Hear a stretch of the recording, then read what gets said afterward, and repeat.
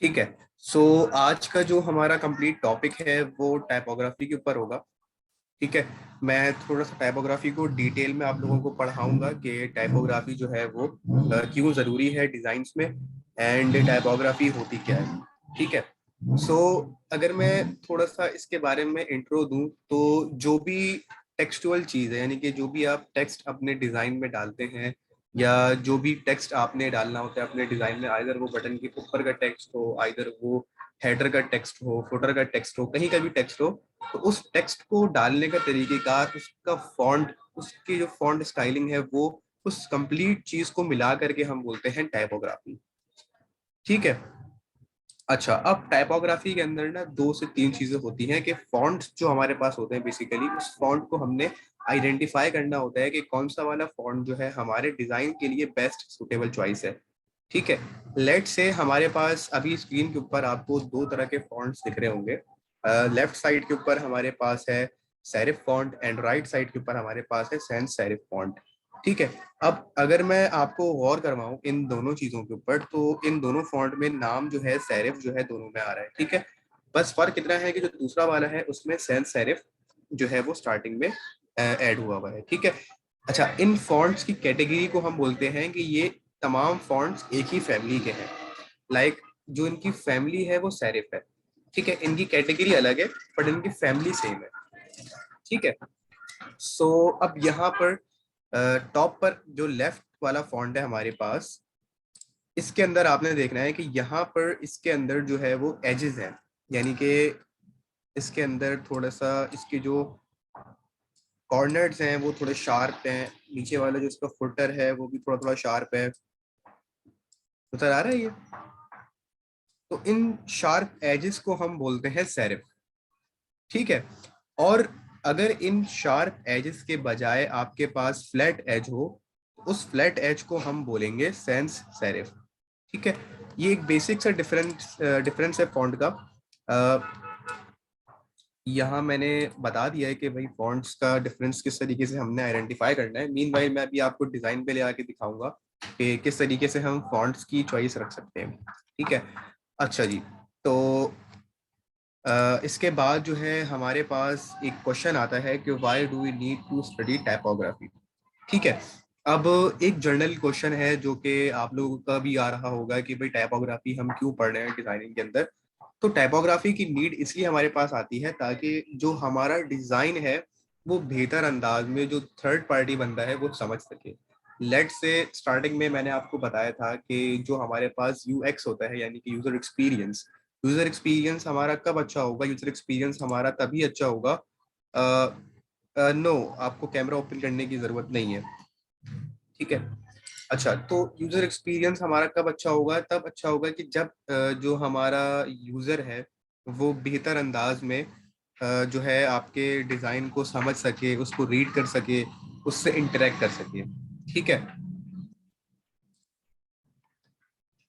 अच्छा, अब हम चलते हैं थोड़ा सा और आगे की तरफ, और यहाँ पर कुछ एग्जाम्पल्स शेयर की गई हैं, जैसे कि लेस इज मोर। ये एक कीवर्ड है जो कि आप लोगों ने सबने याद रखना है, लेस इज मोर। अब इसका क्या मतलब है मैं आपको बताता हूँ। ठीक है। अब लेफ्ट साइड के ऊपर जो आपको डायग्राम दिख रही है, ये वाली, इसके अंदर आप लोगों ने थोड़ा सा गौर करना है। ठीक है। और वो गौर ये करना है आप लोगों ने, जस्ट अ मिनट, मैं इसको थोड़ा सा जूम कर देता हूँ। ठीक है। अब आई थिंक कि आप लोगों को सही से दिख रहा होगा। अब ये जो डिजाइन है आपके पास, इसमें लेफ्ट साइड पे आपने नोटिस करना है कि जो सबसे पहला वाला वर्ड लिखा हुआ है, इसका जो फॉन्ट है वो अलग है। फॉन्ट, ठीक है। जो इसके बाद वाला फॉन्ट है डिजाइनर्स, ये अलग है। जो हाउ लिखा हुआ है, इसका जो फॉन्ट है वो अलग है। इसी तरीके से आर लिखा हुआ है, ये अलग है, एंड सो ऑन। मतलब हर वर्ड का एक अलग फॉन्ट इन्होंने यहाँ पे इस्तेमाल किया हुआ है। इसके बरक्स अगर मैं राइट साइड वाली डायग्राम की बात करूं, तो इसके अंदर जो है, जो फॉन्ट है वो सेम यूज हुआ हुआ है, बस फॉन्ट स्टाइल चेंज है। यानी कि जो डिजाइनर्स है और जो प्रोफेशनल है, ये सिर्फ बोल्ड में यूज हुए हुए, एंड बाकी जो कंप्लीट फॉन्ट है वो बिल्कुल सेम इस्तेमाल किया हुआ है। तो मेरा क्वेश्चन है आप लोगों से कि आपको सबसे अच्छा फॉर्मेट इसमें कौन सा लग रहा है? लेफ्ट वाला लग रहा है या फिर राइट वाला लग रहा है? Left one. लेफ्ट वाला? नहीं, देखें, जब भी हम डिजाइन करते हैं ना, सो उसमें हमारी कोशिश ये होती है कि डिजाइन जो हमारा पैटर्न हो वो बिल्कुल सिंपल सिंपल हो, मतलब उस Sir, ji sorry, but I mistakenly said left. By left I meant right. Okay okay ठीक है, so this one Yes. Okay ठीक है। सो अब आपने देखा कि जो राइट वाला डिजाइन है आपका वो कितना अच्छा और डिसेंट देखने को लग रहा है, क्योंकि लेफ्ट वाला जो है वो उसकी जो रीडेबिलिटी है ना वो इतनी अच्छी नहीं है। ठीक है, इससे रीडेबिलिटी से मुराद क्या हुआ कि आप इसको अगर पढ़ेंगे तो आपको इतनी जल्दी आसानी से पढ़ने पे नहीं आएगा ये वाला फॉन्ट। इसके बरक्स जो राइट वाली डायग्राम है, इसका जो फॉन्ट है, जो टेक्स्ट लिखा हुआ है, वो बआसानी आप जो है इजीली उसको पढ़ सकते हैं। ठीक है, सो ये चीज होती है कि आपका जो डिजाइन है उसमें जो फॉन्ट्स का इस्तेमाल किया गया है वो इतना बेहतरीन अंदाज में किया गया हो कि जो यूजर है उसको सही तरीके से पढ़ सके और उसमें से जो भी चीज आइडेंटिफाई करनी है वो उसको कर सके। None of the word are in correct size. अच्छा, सो करेक्ट साइज के अंदर इसलिए नहीं है, अगर मैं थोड़ा सा यहाँ पर आपको दिखाऊं, देखें तो लेफ्ट साइड के ऊपर जो फॉन्ट है ना, ये फॉन्ट टोटल जो है इसका साइज जो है वो सेम है। ठीक है, अब फर्क इसलिए दिख रहा है आपको इसके अंदर क्योंकि फॉन्ट जो है वो अलग अलग इस्तेमाल किए गए हैं। जैसे कि जो है इसके अंदर अलग फॉन्ट इस्तेमाल किया गया है, आई एम के अंदर अलग फॉन्ट इस्तेमाल किया गया है। ठीक है, एंड जो राइट साइड के ऊपर है, इस कंप्लीट का भी जो फॉन्ट साइज है वो सबका सेम है। जो आपके पास डिजाइनर्स और जो प्रोफेशनल है वो थोड़ा सा इसलिए बड़ा दिख रहा है क्योंकि वो बोल्ड में। ठीक है, अगर हम इसकी थोड़ी सी प्रैक्टिकल एग्जांपल यहाँ पर देखें, तो यहाँ पर मैं एक डेस्कटॉप का फ्रेम बना लेता हूँ, ये रहा। ठीक है, और अब हम इसके अंदर थोड़ी सी देखते हैं फॉन्ट्स को ऐड करके। सही है, सो ये मैंने एक फॉन्ट का फ्रेम बना लिया।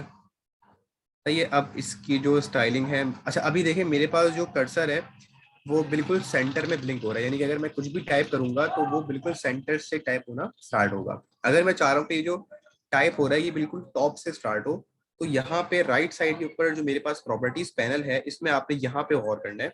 यहाँ पे जो मिडिल वाला ऑप्शन है ये सिलेक्टेड है, इस वजह से ये सेंटर में टाइप कर रहा है। अगर मैं इसको अलाइन टॉप कर दूंगा तो मेरा टेक्स्ट जो है वो टॉप पे चला जाएगा, जैसे कि आप लोगों ने वहां पर देखा। अगर मैं इसको अलाइन बॉटम कर दूंगा तो ये बॉटम पे आ जाएगा। सही है, तो ये इसकी अलाइनमेंट थी। फॉन्ट साइज अगर मुझे चेंज करना है तो मैं यहाँ से आकर के चेंज कर लूंगा। ठीक है, अच्छा अब लेट से मैं यहाँ पे कुछ टाइप कर लेता हूँ। ठीक है, और यहाँ पर इसका जो फ्रेम है मैं इसको एडजस्ट कर लूंगा ताकि जो आने वाला टेक्स्ट है मेरा वो प्रॉपरली जो है इसके बाद आ सके। ठीक है, सो फ्रेम को भी आपने यहाँ पर देख लिया कि हम एडजस्ट कर सकते हैं। ठीक है, इसको मैंने रख दिया सेंटर में। एंड देन अब एक और मैं यहाँ पे टेक्स्ट लूंगा और यहाँ पर मैं, या एक काम करते हैं, हम जो है इसी की कॉपी लेंगे। कॉपी लेने के लिए मैंने बताया था आपको कौन सा हमारे पास शॉर्टकट की इस्तेमाल होती है। Control D Control D or Control C V. Okay, and अगर मुझे सिर्फ एक ही की प्रेस करके कॉपी लेनी है तो मैं कैसे करूंगा? Control D. नहीं, कंट्रोल डी तो मैं करूंगा, लेकिन एक और चीज मैंने आपको बताई थी कि अगर मैं ऑल्ट की प्रेस करता हूँ, सो मेरे पास यहाँ Shift. नहीं, सिर्फ अगर मैं ऑल्ट की प्रेस करता हूँ, देखिए अगर मैं सिर्फ ऑल्ट की प्रेस करता हूँ और अगर मैं इसको ड्रैग करूंगा नीचे, तो यहाँ पर मैं इसकी इजीली कॉपी ले सकता हूँ। Oh, I forgot that. Okay, no problem, control D से भी हम कर सकते हैं, जो आपको आसान लगे। ठीक है, अभी मैंने आपको ऑल्ट से करके बता दिया ताकि आपको जो है ये बात याद रह जाए। ठीक है, का जो फॉन्ट है लेट से मैं यहाँ पे चेंज कर देता हूँ और कुछ ले लेता हूँ, ये भी ज़रा सिमिलर है, थोड़ा सा अलग सा फॉन्ट ले लेते हैं। सो यहाँ पर अच्छा फॉन्ट सेलेक्ट करने के लिए यहीं पे आपके पास पूरा ये पैनल है, आप यहाँ से आकर के फॉन्ट जो है वो सेलेक्ट कर सकते हैं। अच्छा लेट से हमने ये वाला एक फॉन्ट ले लिया। अब देखें, ऊपर वाला फॉन्ट है उसका जो फॉन्ट साइज है वो भी 24 है, एंड जो नीचे वाला फॉन्ट है इसका भी साइज 24 है। बट अगर हम, जी पूछें। I forgot. I don't. You did it so fast. I could not see how you change the font thing. Okay, मैं दोबारा करके बताता हूँ, ठीक है। अच्छा, अब मैं इसको ड्रैग करूंगा और ड्रैग करके मैं ऑल्ट की प्रेस करके इसको नीचे ले गया, ठीक है। मैंने इसको सेलेक्ट करना है पहले, क्योंकि अगर मैं डायरेक्टली करूंगा तो शायद जो मेरे पास इफेक्ट है वो देखने को ना मिले, लेकिन अगर मैं इसको सेलेक्ट करता हूँ पूरे टेक्स्ट को, देन यहाँ पे राइट साइड के ऊपर अंडर द टेक्स्ट हेडिंग मेरे पास यहाँ पर एक पैनल है, और यहाँ पर इसकी जो एरो की है वो यहाँ पे बनी हुई है। अगर मैं इसको क्लिक करूंगा तो यहाँ पर मेरे पास मल्टीपल फॉन्ट्स के जो ऑप्शन है वो यहाँ पे अवेलेबल हो जाएंगे, ठीक है। अब इस फॉन्ट के ऑप्शंस में से मैं कोई भी ऑप्शन सिलेक्ट करूंगा जो मुझे फॉन्ट चाहिए होगा। लेट्स से मैं कोई भी एक रैंडम फॉन्ट यहाँ सेलेक्ट कर लेता हूँ, जैसे मैंने ये वाला फॉन्ट सेलेक्ट किया, लेकिन ये मुझे इतना कोई डिफरेंस में फील नहीं हो रही। मैं दोबारा जाऊंगा, मैं दोबारा सेलेक्ट करूंगा और अब मैं यहाँ पे कोई डिफरेंट सा चेंज कर लूंगा। चले, तो हम इस वाले फॉन्ट पे रहते हैं, सही है। अच्छा, अब यहाँ पर यहाँ तक क्लियर है किस तरीके से हम फॉन्ट्स का जो है वो चेंज कर सकते हैं? Yep, it's clear. Thank you, sir. Okay, so अब आपने ना गौर क्या करना है, आपने गौर ये करना है कि आपके पास यहाँ पर 3 हेडिंग्स हैं, ठीक है। सबसे पहली वाली हेडिंग है वो फॉन्ट बिल्कुल सिंपल है, ठीक है। जो दूसरी, अच्छा एक और चीज ये कि तीनों के जो फॉन्ट साइज है वो सेम है। यहाँ पे आपने नोटिस करना है, पहले वाले को मैंने सेलेक्ट किया उसका 24 है, दूसरे वाले को मैं सिलेक्ट करूंगा इसका भी 24 है, एंड थर्ड वाले को मैं सिलेक्ट करूंगा इसका भी 24 है। अच्छा, अगर हम फिजिकली देखें तो फिजिकली देखने पे तो हमें ऐसा लग रहा है कि तीनों के अंदर फॉन्ट्स का जो साइज है वो डिफरेंट है, बट हमें पता है कि साइज जो है वो तीनों का सेम है। लेकिन डिफरेंस क्यों आ रहा है? डिफरेंस जो आ रहा है बेसिकली वो सिर्फ फॉन्ट की वजह से आ रहा है कि हमने तीनों जगह डिफरेंट फॉन्ट सेलेक्ट किए हैं। इवन अगर मैं लास्ट वाले की बात करूं तो यहाँ पे हमें ऐसा लग रहा है कि इस वाले फॉन्ट के अंदर हमने बोल्ड का जो स्टाइल है वो यूज किया हुआ है, जबकि ऐसा नहीं है, ठीक है। अगर हमें यहाँ पे कंफर्म करना है तो हम यहीं पे आएंगे प्रॉपर्टीज पैनल पे, और मैं यहाँ पे इसी फॉन्ट जहाँ से हमने फॉन्ट को चेंज किया था ना, इसके बिल्कुल नीचे यहाँ पर आपके पास जो है वो रेगुलर लिखा हुआ है। इट मीन्स कि अभी जो आपका करंट फॉन्ट है उस वो जो है उसका जो स्टाइल है वो रेगुलर है। अगर मैं इसको दोबारा सेलेक्ट करता हूँ और मैं यहाँ से ड्रॉप डाउन पे क्लिक करता हूँ तो यहाँ पर मेरे पास मल्टीपल वेरिएंट्स आ जाएंगे कि मैं इसको मजीद लाइट भी कर सकता हूँ। देखें, ये लाइट हो गया। मैं इसको यहाँ से रेगुलर पे भी लेके जा सकता हूँ, ये रेगुलर है। इसको मैं मीडियम पे लेके जा सकता हूँ, थोड़ा सा बोल्ड हो गया। अगर मैं इसको सेमी बोल्ड करूंगा तो और हल्का सा ज्यादा बोल्ड हो जाएगा, एंड देन मैं इसको फाइनली बोल्ड कर दूंगा तो मेरा पूरा फॉन्ट यहाँ पर कंप्लीटली बोल्ड हो जाएगा। Same goes for upper font. अगर मैं इसको भी यहाँ पे सिलेक्ट करता हूँ एंड देन यहाँ पे आऊंगा रेगुलर के ऊपर, और अब यहाँ पे मेरे पास इस फॉन्ट के लिए सिर्फ 2 ऑप्शन है, या तो मैं लाइट कर सकता हूँ या तो मैं रेगुलर कर सकता हूँ। अच्छा, अब ये भी चीज ना हर फॉन्ट के ऊपर डिपेंड करेगी, क्योंकि हर फॉन्ट जो है आपको एक्सेस नहीं देता है कि आप उस फॉन्ट को या तो बोल्ड कर सकें या उसको आप इटैलिक कर सकें, ठीक है। कुछ कुछ फॉन्ट्स में ही ऑप्शन होते हैं, जैसे कि मेरे पास, मैंने आपको दिखाया कि यहाँ पर जो फॉन्ट था इसके अंदर मेरे पास ऑप्शन था, वैरायटी ऑफ ऑप्शंस थे कि मैं इसको लाइट भी कर सकता हूँ, मतलब लाइट और बोल्ड के दरमियान भी मैं इसको स्विच कर सकता हूँ, जैसे regular, medium, semi bold. But जो मेरे पास सेंटर वाला फॉन्ट है इसमें ये ऑप्शन नहीं है। यानी कि इस फॉन्ट का नाम है कैपा का ना, इस तरह कुछ करके नाम है इसका, थोड़ा डिफिकल्ट सा है प्रोनाउंसिएशन के अंदर। बट इसके अंदर अगर हम देखें तो इसके अंदर जो है हमारे पास कोई 2 तरह के ही हमारे पास ऑप्शंस मिलेंगे, ठीक है। तो अच्छा, अगर हम पहले वाले की बात करें तो पहले वाले का जो फॉन्ट है वो इंटर है नाम इसका, और इसके अंदर हमारे पास मजीद वेरिएशन है। आपने देखा यहाँ पे, अगर मैं दोबारा आपको करके दिखाऊं, यहाँ पे मैं ड्रॉप डाउन में क्लिक करूंगा एंड देन यहाँ पे बहुत सारी वेरिएशन है। मतलब इस फॉन्ट के साथ जो है मल्टीपल वेरिएशन मुझे मिलेंगी कि मैं इन वेरिएशन के साथ जो है इसमें शिफ्टिंग कर सकता हूँ। मैं इसको थिन भी कर सकता हूँ, मैं इसको एक्स्ट्रा थिन भी कर सकता हूँ, मैं इसको लाइट कर सकता हूँ, ठीक है। मैं इसको रेगुलर करूंगा तो थोड़ा सा मेरा फॉन्ट डार्क हो जाएगा, मैं इसको मीडियम करूंगा तो मजीद जो है वो बोल्ड की तरफ शिफ्ट होगा, semi bold, bold, extra bold करूंगा तो बहुत ज्यादा बोल्ड हो गया, देखा आपने यहाँ पे, ठीक है। अच्छा, एक और चीज ये कि मैं फॉन्ट के अंदर जो फॉन्ट की स्टाइलिंग है सिर्फ उसको छेड़ रहा हूँ, यानी कि उसको मैं चेंज कर रहा हूँ। मीन्स ये कि bold, extra bold, semi bold. And आपने नोटिस क्या करना है कि फॉन्ट का जो साइज है वो ऑटोमेटिकली जो है वो थोड़ा सा अपने आप को इंक्रीज कर रहा है, बट एक्चुअली साइज आपका इंक्रीज नहीं हो रहा, क्योंकि यहाँ पे आपने देखा कि 24 के ऊपर ही मौजूद है। अगर मैं इसको यहाँ से इंक्रीज करता हूँ, लेट्स से 32 पे लेके जाता हूँ, तो अब आपने देखा कि मेरा जो साइज है फॉन्ट का वो काफी ज्यादा बल्क बन चुका है। ठीक है, अगर मैं इसको 24 कर देता हूँ, लेकिन चूंकि जब मैं स्टाइलिंग के अंदर शिफ्टिंग करूंगा तो ऐसा लगेगा, ऐसा फील होगा कि मेरा फॉन्ट जो है वो तब्दील हो गया है या उसका साइज जो है वो बढ़ गया है। ठीक है। अच्छा, अब अगर मैं थिन इटैलिक करता हूँ तो यहाँ पे इटैलिक होके थिन हो जाएगा मेरा फॉन्ट। अगर मैं इसको लाइट इटैलिक करता हूँ तो लाइट इटैलिक हो जाएगा, सेमी बोल्ड, एंड देन इसी तरीके से black italic and so on. ठीक है। तो यहाँ से आपको क्या पता लगा, 3 चीजें पता लगती हैं हमें यहाँ से। पहली चीज क्या, कि यहाँ पे जो फॉन्ट की सिलेक्शन है वो बड़ी जरूरी है। ठीक है।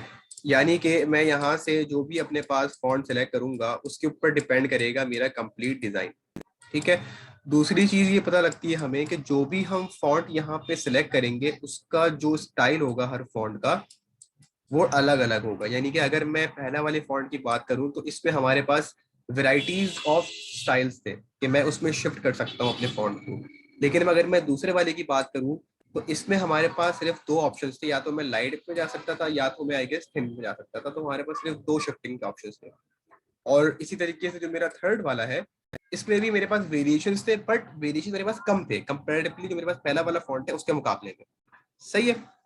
तो यहाँ पे हमने देखा, और तीसरी चीज हमने यहाँ पर देखी, साइज। ये जो फॉन्ट का अगर मैं स्टाइल चेंज करूंगा तो उससे मेरे पास साइज है वो एक्चुअली जो उसका साइज है वो सेम रहेगा, बट उसकी जो अपीरियंस है उसके अंदर जो है वो फर्क आ जाएगा। ठीक है। यहां तक आपको क्लियर है चीजें? Yes, sir, it's clear.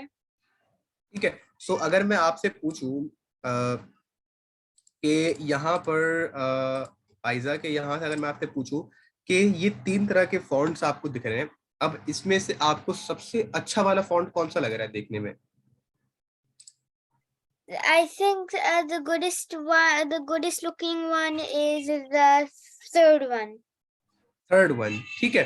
सो आपने कहा कि जो अच्छा दिखने का है, जो अच्छा दिख रहा है फॉन्ट, वो तीसरा वाला है। क्यों? क्योंकि ये इसकी रीडेबिलिटी अच्छी है। ठीक है। इसके अंदर जो है आसानी से आप रीड कर सकते हैं। यानी कि अगर मैं पहले वाले की बात करूं तो पहला वाला और थर्ड वाला ऑलमोस्ट ऑलमोस्ट सेम है। अगर हम इसका जो स्टाइल है फॉन्ट का अगर चेंज कर दें, लेट से मैं इसको रेगुलर कर दूं और हल्का सा मैं इसको बोल्ड कर देता हूँ, सो सेमी बोल्ड। ठीक है। एंड इसका हम जो फ्रेम है वो बड़ा कर लेंगे ताकि जो मेरे पास नीचे यहाँ पे जो क्लास लिखा हुआ आ रहा है ये एक लाइन में आ जाए। ठीक है। Okay. अच्छा, अब आप मुझे बताएं कि आपको कौन सा वाला ज्यादा अच्छा लग रहा है। Now I like the first one. Okay. So अब फर्स्ट वन और लास्ट वन, इसके अंदर आपने मुझे बताना है कि अगर मैं आपसे पूछूं डायरेक्टली तो इस फॉन्ट के अंदर क्या फर्क है। अगर आप गौर गौर गौर करें इसके अंदर थोड़ा सा। It just that the other one is a little bit more bolder than this one. और इसके अलावा मैंने और And the font is a bit different. Okay. So यहाँ पर आपने देखा कि ऊपर वाला जो फॉन्ट है इसके अंदर जो हमारे पास एजेस हैं वो थोड़े से डिफरेंट है। ठीक है। अच्छा, इन एजेस को हम बोलते हैं शू एजेस। ठीक है। ये जो फॉन्ट है हमारे पास, स्पेसिफिक फॉन्ट का जो स्टाइल है इसे हम बोलते हैं शू एजेस, क्योंकि देखने में ऐसा लग रहा है कि जो आपके फॉन्ट है उसने शूज पहने हुए हैं। ठीक है। तो अगर मैं यहाँ पे आपको दिखाऊं तो हल्का सा ऐसा अपीलिंग सा इफेक्ट नजर आ रहा होता है कि हल्का सा ये शू इफेक्ट है। ठीक है। एंड जो सबसे लास्ट वाला जो हमारे पास फॉन्ट है ये बिल्कुल सिंपल है, प्लेन फॉन्ट है। ठीक है। जो आजकल जो वेबसाइट जितनी भी डेवलप हो रही है, यानी कि जो अब न्यू एरा के अंदर जो स्टाइलिंग का जो कॉन्सेप्ट है या जितने भी डेवलपमेंट का कॉन्सेप्ट है, अब वो उसके अंदर जो प्रेफर्ड फॉन्ट है वो ये वाला है। ये वाला स्टाइल प्रेफर किया जाता है कि इसके जो एजेस हैं वो बिल्कुल प्लेन हो, इसमें कोई भी जो है वो शू टाइप स्टाइलिंग ना की गई हो, बिल्कुल प्लेन डिजाइन हो हमारे पास। ठीक है। सो ये चीजें आपने याद रखनी है कि जब भी आप डिजाइन करें सो आप अपने डिजाइन के अंदर जो फॉन्ट की सिलेक्शन है वो ऐसी रखें कि आपका जो पूरा डिजाइन है वो इटसेल्फ काफी ज्यादा अपीलिंग हो। ठीक है। सो अब हम चलते हैं थोड़ा सा और आगे की तरफ, और यहाँ पे कुछ की पॉइंट्स हैं जिन्हें हमें यहाँ पे याद रखना है। ठीक है। और वो की पॉइंट्स क्या हैं? सबसे पहला वाला जो की पॉइंट है हमारे पास, मैं इसको थोड़ा जूम कर देता हूँ ताकि आप लोगों को, वो पहला वाला की पॉइंट क्या है? अलाइनमेंट। सही है। अब लेट से मेरे पास यहाँ पर मैं एक सिंपल सा एक जो है वो डिजाइन ले लेता हूँ। अच्छा आइजा, आप मुझे बताएं अलाइनमेंट इट सेल्फ वर्ड से आपको क्या बात समझ आती है? It's like left and right and middle. It's like the position where it stays. Okay. So alignment is technically like it's like I'm not sure how to explain this, but it okay, like no moves to problem. left to right and middle. I don't. ठीक है, ठीक है। अच्छा, मैं उसी font को जो है वो डुप्लीकेट कर रहा हूँ, सही है, ताकि जो फॉन्ट है वो जरा ज्यादा मुझे यहाँ मिल जाए देखने को। सो मैं इसको नीचे ले जाता हूँ, इसको मैं थोड़ी देर के लिए नीचे ले जाता हूँ, ठीक है। और इस वाले को मैं डिलीट कर देता हूँ क्योंकि ये इतना अच्छा नहीं लग रहा देखने में। एंड इस वाले को मैं ऊपर ले आता हूँ और हम कर देते हैं थोड़ा सा बोल्ड, ठीक है। इस कंप्लीट फॉन्ट को मैं बोल्ड नहीं रखूंगा, मैं इसको रखूंगा मीडियम, ठीक है। एंड इसका जो फॉन्ट है वही फॉन्ट मैं यहाँ पे यूज कर लेता हूँ एंड इट सेज इंटर। तो इसका मैं अगर यहाँ पे डायरेक्टली आपको किसी फॉन्ट का नाम याद है तो आप यहाँ पे भी इजीली टाइप करके वो फॉन्ट सेलेक्ट कर सकती हैं, ठीक है। तो यहाँ पे वो वाला फॉन्ट आ गया है और ये जो है वो मीडियम है। मैं इसको अगर थोड़ा सा रेगुलर पे ले जाऊं तो आई गेस ये बेहतर है, ठीक है। अच्छा, और चीज, मैं इसका फ्रेम बड़ा कर रहा हूँ ताकि आपको समझाने में आसानी हो। एक और चीज, अगर मुझे अपने जो कंप्लीट मेरे पास जो टेक्स्ट है ना, तो अब जैसे ये कंप्लीट मेरे पास एक पैराग्राफ लिखा हुआ है, सही है। और इस पैराग्राफ के अंदर आपने देखा एक चीज के जो मेरे पास लाइंस हैं वो काफी मिक्स अप हो रही है, यानी कि एक लाइन के फौरन बाद दूसरी लाइन स्टार्ट हो रही है, फिर तीसरी, फिर चौथी। मतलब काफी रीडिंग में ना काफी प्रॉब्लम हो रही है, मिक्सअप हो रहा है। अगर इस प्रॉब्लम को मुझे सॉल्व करना है, यानी कि मैं चाह रहा हूँ कि थोड़ी बहुत स्पेसिंग आ जाए मेरे पास तो लाइंस के दरमियान, तो वो मैं कैसे लेकर आ सकता हूँ? अब आपने सेम प्रॉपर्टीज पैनल में आना है। अच्छा, सारा काम जो है ना प्रॉपर्टीज पैनल में होगा, सारी चीजें। अगर आपको स्टाइल चेंज करना है, फॉन्ट चेंज करना है, स्पेसिंग ऐड करवानी है, Sir, फॉन्ट। जी।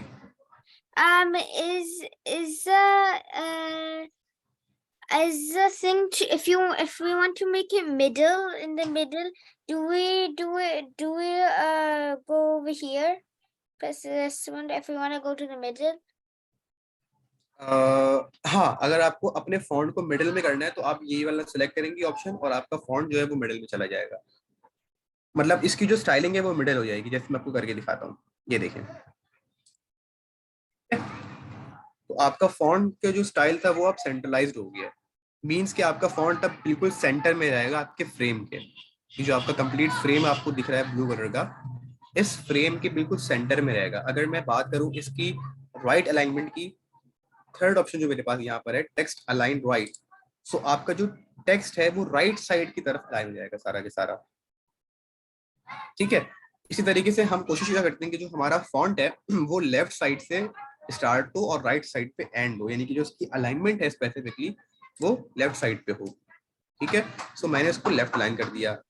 अच्छा, हमारे पास एक और ऑप्शन होता है जस्टिफाई का। तो अगर मैं यहाँ पर 3 डॉट्स पे क्लिक करूँ तो 3 डॉट्स पे क्लिक करने के बाद मेरे पास यहाँ पर एक और पैनल खुल जाएगा। अब इस पैनल के अंदर मेरे पास मजीद प्रॉपर्टीज हैं, ठीक है। अब यहाँ पर अलाइनमेंट के ऑप्शन में आने के बाद यहाँ पर मैं अगर देखूं तो मेरे पास फोर्थ ऑप्शन भी है जो कि यहाँ पे क्या कह रहा है, टेक्स्ट अलाइन जस्टिफाई, ठीक है। अगर मैं इस पर क्लिक करता हूँ तो क्या होगा कि मेरे पास जो टेक्स्ट है वो लेफ्ट और राइट दोनों साइड से इक्वल हो जाएगा, ये देखिएगा। जैसे मैंने क्लिक किया तो आपने एक चीज नोटिस करनी है कि जो मेरा फ्रेम था उस फ्रेम के अंदर रहते हुए जो मेरा फॉन्ट था वो लेफ्ट और राइट दोनों साइड से इक्वल हो गया, ठीक है। ये राइट साइड पे हो गया, ये सेंट्रलाइज हो Okay. गया एंड ये लेफ्ट पे हो गया, ठीक है। क्लियर है? Yes, it's clear.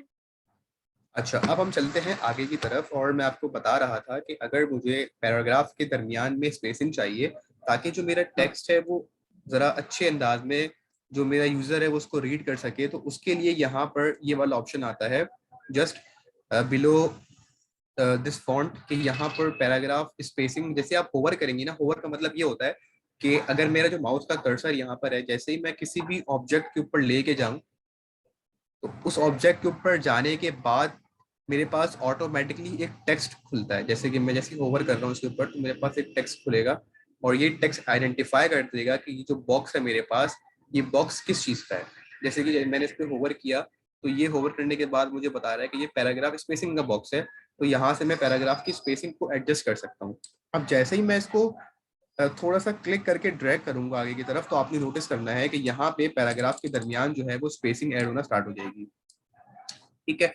अच्छा, अब यहाँ पर हमारे पास एक इशू आ चुका है, और वो इशू ये है कि इसके दरमियान में स्पेसिंग जो है वो ऐड नहीं हो रही। अच्छा जी, तो क्यों नहीं हो रही, लेट्स सी। इसके अंदर आई गेस थोड़ा सा इशू आ चुका है। सो अगर मैं इसके फ्रेम को थोड़ा सा और इंक्रीज करूं, एंड अगर हम ओके सो अच्छा, अब यहाँ पर ना दो चीजें हैं। एक हमारे पास है लाइन हाइट, मैं इसको दोबारा कंट्रोल Z कर देता हूँ। अच्छा अब Sir, ji, I think it's not working because I think you have to select it then do it. Okay. अब एक चीज और आपने यहाँ पे नोटिस करनी है कि अगर मेरे पास यहाँ पे सिर्फ एक पैराग्राफ है, लेट से यहाँ पर सिर्फ एक ही पैराग्राफ है, और मेरे पास कोई और पैराग्राफ नहीं है यहाँ पे साथ में, तो ये वाला जो ऑप्शन है मेरे पास पैराग्राफ का, इस ये ऑप्शन काम नहीं करेगा। क्यों? क्योंकि ये ऑप्शन इटसेल्फ काम जब करेगा कि जब यहाँ पर मेरे पास मल्टीपल पैराग्राफ्स होंगे। जैसे कि अगर मैं यहाँ पर कंट्रोल C करके और कुछ पैराग्राफ्स ऐड कर दूं, एंड अब अगर मैं इस ऑप्शन पे जाऊं, तो आपने नोटिस करना है कि पैराग्राफ जो है मेरे पास, उनके दरमियान में स्पेसिंग ऐड हो रही है। ठीक है, मैं इसको ड्रैग कर रहा हूँ आगे और पीछे की तरफ, तो आपने क्या नोटिस किया कि जो पैराग्राफ थे ना, उन पैराग्राफ के अंदर सिर्फ स्पेसिंग ऐड हो रही है। लेकिन लेकिन अगर मुझे इनके लाइंस के दरमियान स्पेसिंग ऐड करनी है, तो जस्ट उसके उसी के ऊपर मेरे पास एक और ऑप्शन है जो कि लाइन हाइट का है। मैं इसको सिलेक्ट करूंगा, और यहाँ पर एक और ऑप्शन है मेरे पास लाइन हाइट का। जैसे ही इस ऑप्शन को मैं आगे की तरफ लेके जाऊंगा, तो मेरे पास आपने नोटिस करना है स्क्रीन पे कि जो लाइन की हाइट है इंडिविजुअली, वो जरा सी इंक्रीज होना स्टार्ट हो जाएगी। यानी कि एक लाइन और दूसरी लाइन के दरमियान में अब स्पेसिंग आ गई मेरे पास। ठीक है। मैं थोड़ा सा आपको इससे आइडेंटिफाई करके दिखाता हूँ, और यहाँ पे इसको मैं थोड़ा जूम करता हूँ। अब यहाँ पे आपने एक चीज नोटिस करनी है कि ये लाइन और ये लाइन, इन दोनों लाइन के दरमियान में जो है मेरे पास स्पेसिंग ऐड हो गई। इसी तरीके से ये लाइन एंड ये वाली लाइन, इनके दरमियान में भी स्पेसिंग ऐड हो गई मेरे पास, एंड सो ऑन। ठीक है। सो ये जो लाइन की स्पेसिंग मेरे पास आई है, इसे हम कहते हैं लाइन हाइट। ठीक है। अगर हम इसकी डेवलपमेंट की टर्म की बात करें, तो डेवलपमेंट की जो टर्मिनोलॉजी है वो भी लाइन हाइट है, एंड यहाँ पर डिजाइनिंग के अंदर भी इन्होंने सेम चीज इस्तेमाल की हुई है, लाइन हाइट। ठीक है। सो लाइन हाइट से क्या होगा जी आइजा, मैंने आपसे क्वेश्चन किया है, लाइन हाइट से क्या होगा? From line and height, so for the line and height, the line and height is for the width. It's like it's the width and height for each line. So it's like for the width, it gives more spacing, and for the height, it gives the height more spacing. Like अच्छा, अब इसमें ना एक चीज आपने याद रखनी है कि इसमें विद में कुछ भी नहीं हो रहा। अब देखें, इसमें ना जो चीज हो रही है चेंज, वो लाइंस के दरमियान की सिर्फ हाइट है। ठीक है। तभी इस ऑप्शन का जो नाम है ना, वो सिर्फ है लाइन हाइट, दैट्स इट। अब अगर मैं दोबारा चेंज करता हूँ, ठीक है, लेट्स सी, अगर मैं इसको, इसके जो फ्रेम है उसको बड़ा करता हूँ। ठीक है। अच्छा, फ्रेम में इसलिए बड़ा कर रहा हूँ क्योंकि हमें जितने भी ऑब्जेक्ट्स, जितने भी एलिमेंट्स, जितनी भी चीजें हैं, उन सबको उनकी पर्टिकुलर फ्रेम के अंदर रखना पड़ता है। लेट्स अज्यूम कि अगर मेरा जो टेक्स्ट है वो फ्रेम से बाहर जा रहा होगा, तो मुझे अपने फ्रेम को उसी हिसाब से करना पड़ेगा एडजस्ट, ताकि तमाम चीजें फ्रेम के अंदर आ जाए। ठीक है। सो अब मैं दोबारा इसको सेलेक्ट करूंगा, और ये वाले ऑप्शन में से आने के बाद इसकी जो लाइन हाइट है, मैं इसको थोड़ा सा ड्रैग करूंगा और आगे की तरफ लेके जाऊंगा, तो आपने नोटिस करना है कि सिर्फ जो मेरे पास हाइट है उसमें चेंजेस हो रही है। ये देखें, आपने देखा, नोटिस किया आपने कि अब जो टेक्स्ट के दरमियान स्पेसिंग थी वो इंक्रीज हो गई।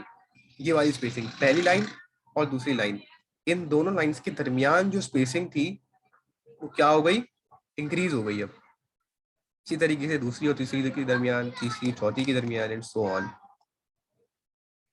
ठीक है, और अब आपका टेक्स्ट जो है वो मजीद काफी हद तक जो है वो रीडेबल है।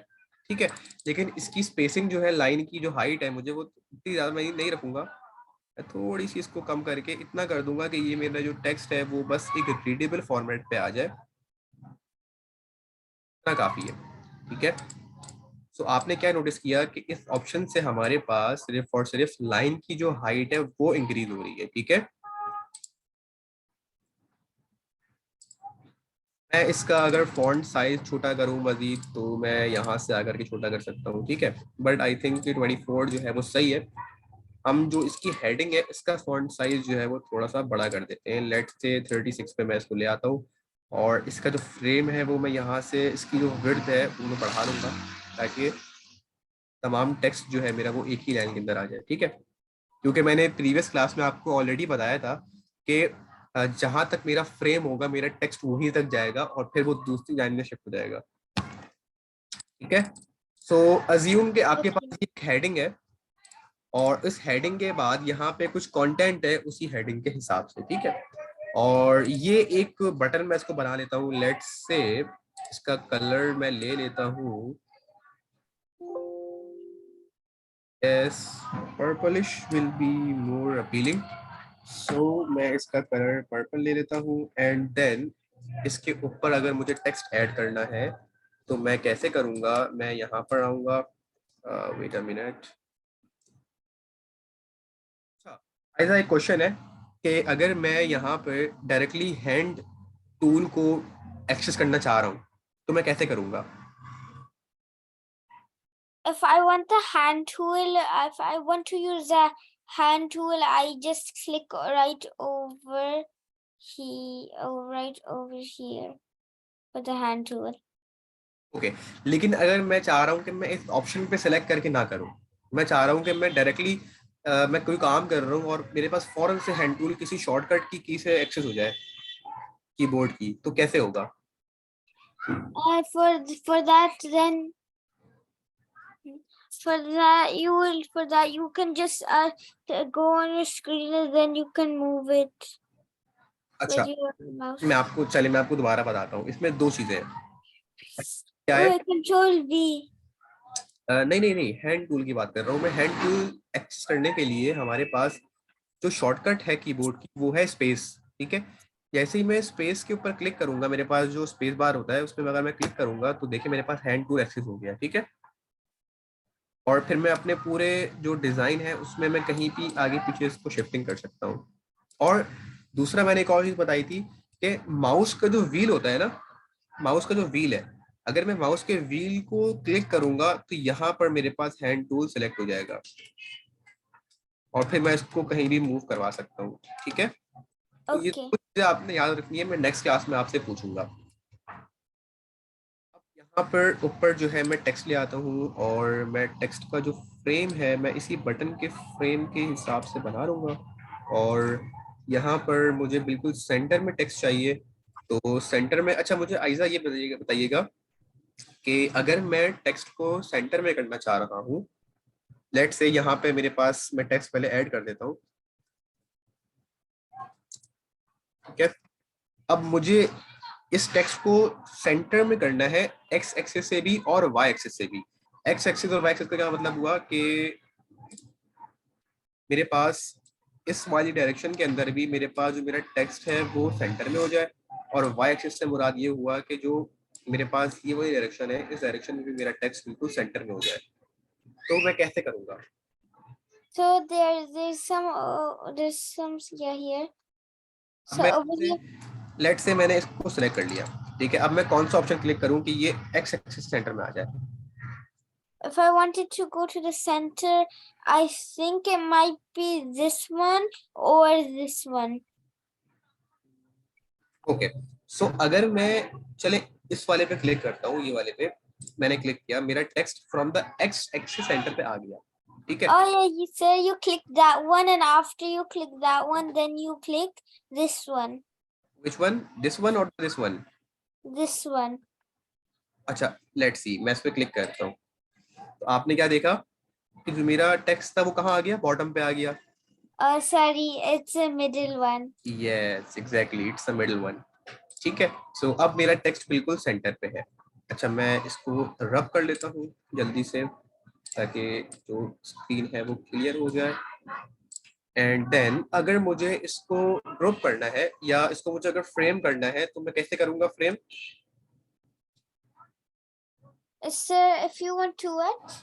फ्रेम अगर मुझे ये जो टेक्स्ट है मेरे पास, ये टेक्स्ट और ये रेक्टेंगल, इन दोनों को मुझे अगर फ्रेम करना हो एक साथ तो मैं कैसे करूंगा? Sir, I forgot how to do that, so that's why when I was doing my homework, I had to keep on dragging it one by one because I forgot how to frame it. Okay, so मैं आपको दोबारा बताता हूँ। अब आपने याद रखना है कि सबसे पहले मुझे आइडेंटिफाई करना है कि मुझे किन दो लेयर्स को सिलेक्ट करना है, ठीक है। लेट्स से मेरे पास लर्न मोर जो टेक्स्ट लिखा हुआ है ये है, और रेक्टेंगल, इन दो लेयर्स को मुझे आपस में फ्रेम करवाना है। तो मैं क्या करूंगा, जो ऊपर लर्न मोर की जो लेयर है इसको मैं क्लिक करूंगा, देन मैं शिफ्ट प्रेस करूंगा, शिफ्ट प्रेस करके मैं अगेन रेक्टेंगल को सिलेक्ट करूंगा। अब मेरे पास दोनों लेयर्स जिनको मुझे फ्रेम करना था वो आपस में सिलेक्ट हो चुकी हैं। एंड देन अब मैं राइट क्लिक करूंगा। राइट क्लिक करने के बाद यहाँ पर मेरे पास एक ऑप्शन आएगा grouping selection and frame selection. तो मैं यहाँ से इजीली इसको फ्रेम सिलेक्शन पे क्लिक करूंगा एंड देन मेरे पास की जो लेयर है कंप्लीट वो मर्ज होकर के फ्रेम हो गई। अगर मुझे इंडिविजुअली किसी भी लेयर को एक्सेस करना है, मींस कि आपने फ्रेम कर दिया, अब आप चाह रहे हैं कि आप जो है वो किसी भी एक पर्टिकुलर लेयर को एक्सेस कर लें इसी फ्रेम के अंदर, तो यहाँ पर लेफ्ट साइड पे आपने नोटिस करना है कि एक ड्रॉप डाउन का यहाँ पे एरो आ रहा है। जैसे ही मैं इस एरो पे क्लिक करूंगा तो ये मुझे यहाँ पे मजीद दो लेयर्स ओपन कर देगा जो कि यहाँ पे मैंने इनको आपस में फ्रेम किया हुआ है। अब लेट से मुझे रेक्टेंगल को सिलेक्ट करना है, मैंने रेक्टेंगल को सिलेक्ट कर लिया, और रेक्टेंगल को सिलेक्ट करने के बाद रेक्टेंगल की जो प्रॉपर्टीज है वो राइट साइड पे यहाँ पर मेरे पास आ जाएंगी। अब लेट से इसी रेक्टेंगल के अंदर मुझे यहाँ पर ड्रॉप शेडो ऐड करना है। ड्रॉप शेडो ये होता है कि आपके पास जो बॉक्स है उसके जो बॉटम और राइट साइड है या बॉटम लेफ्ट या किसी भी एक्सिस के ऊपर आपके पास एक शेडो का इफेक्ट आ जाता है, जिससे आपका जो बॉक्स है वो ऐसा दिखता है कि वो थोड़ा सा 3D लुक दे देता है आपको, ठीक है। तो वो मैं कैसे करूंगा, यहाँ पर मैं आऊंगा, यहाँ पे इफेक्ट्स का एक ऑप्शन है आपके पास, ठीक है। इफेक्ट्स का मतलब ये होता है कि आपने इसके अंदर कुछ अच्छा सा कुछ खूबसूरत सा इफेक्ट ऐड करना है। तो लेट्स सी, मैंने इसको प्लस पे क्लिक किया। प्लस पे क्लिक करने के बाद आपने नोटिस किया कि यहाँ पे drop shadow by default selected है। अगर मैं ये करूं कि मैं इसी के जो मेन्यू बार है इसमें मैं अगर क्लिक करूं तो ये मुझे मजीद यहाँ पे कुछ ऑप्शंस दिखाएगा। जैसे मैं इसके अंदर इनर शेडो भी ऐड कर सकता हूँ, मैं इसमें लेयर ब्लर भी ऐड कर सकता हूँ, बैकग्राउंड ब्लर भी ऐड कर सकता हूँ। लेकिन जो हम डिजाइनिंग के अंदर मोस्टली यूज करते हैं वो है ड्रॉप शेडो, क्योंकि ड्रॉप शेडो ही जो है वो डिजाइनिंग के अंदर ज्यादातर काम आता है, ठीक है। अच्छा, अब अगर आपने नोटिस किया हो तो यहाँ पर मैं आपको दिखाऊं, एक हल्का सा ब्लैकिश टाइप का यहाँ पे इसी बॉक्स के नीचे शेडो सा आ गया है। मैं ना दोबारा इसको थोड़ी देर के लिए बंद करता हूँ और दोबारा दिखाता हूँ आपको। सॉरी, आपने देखना है क्या आपने? Oh yeah, I can see the difference. Sir, whenever I use a shadow, I usually use an inner shadow. Okay, so अगर मैं इनर शेडो यूज करूंगा तो होगा क्या कि बॉक्स जो मेरा रेक्टेंगल है उसके अंदर शेडो आ जाएगा। आपने नोटिस करना है कि अब देखें जो मेरे रेक्टेंगल है इसके जो एजेस हैं उसके अंदर जो है वो हल्का हल्का सा यहाँ पे शेडो ऐड हो गया है। लेकिन हम ये नहीं चाहते कि हमारे पास रेक्टेंगल के अंदर शेडो ऐड, Here. चाहते हैं कि शेडो जो हमारे पास हो, यस एग्जैक्टली, वो बाहर से ऐड हो। सो इसलिए हम यहाँ पे यूज करते हैं ड्रॉप शेडो। ड्रॉप शेडो का मतलब क्या होता है कि जैसे लेट से It will come outside instead of inside. अब जैसे लेट से आप कहीं भी रोड पे जा रही है या कोई भी बंदा रोड पे जा रहा है और यहाँ पे सूरज है सामने, ठीक है, तो उसका जो शेडो है वो किस तरफ पड़ रहा होगा? Um, ये आपका सन है, ठीक है, और ये बंदा जा रहा है, यहाँ पे कोई भी बंदा हो सकता है ये, ठीक है। मैंने थोड़ा सा इसको सही बनाने की कोशिश की है, बट वट एवर, ये बंदा जा रहा है, तो इसका जो शेडो पड़ेगा वो कहाँ पे पड़ेगा, यहाँ पे पड़ेगा, इस साइड पे, Here inside. ठीक है। तो मैं थोड़ा सा बस ऐसे ही जनरलाइज करके मैं बना के दिखाता हूँ कि इसका जो शेडो है वो यहाँ पे पड़ रहा है राइट साइड पे, तो ये जो शेडो पड़ रहा है ये ड्रॉप शेडो कहलाएगा, इसका जो इसकी जो यहाँ पे शेडोइंग हो रही है। तो सेम ये जो कीवर्ड है यहाँ पे, जो ड्रॉप शेडो का जो वर्ड है इटसेल्फ, वो भी इसी टर्मिनोलॉजी से या इसी इफेक्ट से जो है वो यहाँ पे निकला है, ठीक है। सो मैं इसको यहाँ पे रब कर लेता हूँ, एंड हम यहाँ पे थोड़ा सा ड्रॉप शेडो के अंदर इमिटमेंट्स करते हैं। Inside and so it can go, so the shadow can go inside and outside, and so we have to pick which one we want.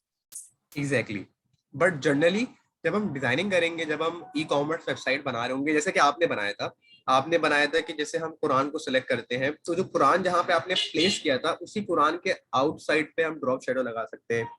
Cards, इसे हम कार्ड्स बोलते हैं जनरली, अगर मैं बात करूं डिजाइनिंग लैंग्वेज में, तो हम उसे कार्ड्स बोलते हैं। इसी तरीके से हम अगर ई कॉमर्स ऐप बना रहे हैं या ई कॉमर्स एप्लीकेशन बना रहे हैं, तो उसमें बहुत सारे आपके पास कैटेगरीज होती हैं, बहुत सारे ऑप्शंस होते हैं, उनके अंदर भी एक शेडो अगर हम ऐड कर देते हैं, ड्रॉप शेडो, तो उसका जो इफेक्ट है वो मजीद इनहेंस हो जाता है, ठीक है। सो हम सारी चीजें करके देखेंगे आगे चल के, तो मैं आपको दिखाऊंगा कि किस तरीके से उसका इफेक्ट आता है। अच्छा, अब यहाँ पर आपने नोटिस करना है कि यहाँ पर इफेक्ट्स का ऑप्शन है। अब जैसे ही मैं इफेक्ट सेटिंग पे क्लिक करता हूँ, जस्ट लेफ्ट साइड पे, ड्रॉप शेडो के बिल्कुल लेफ्ट साइड पे यहाँ पर इफेक्ट सेटिंग का ऑप्शन है। जैसे ही मैं इस पे क्लिक करता हूँ, अब यहाँ पर एक पैनल ओपन हो गया मेरे पास, ठीक है।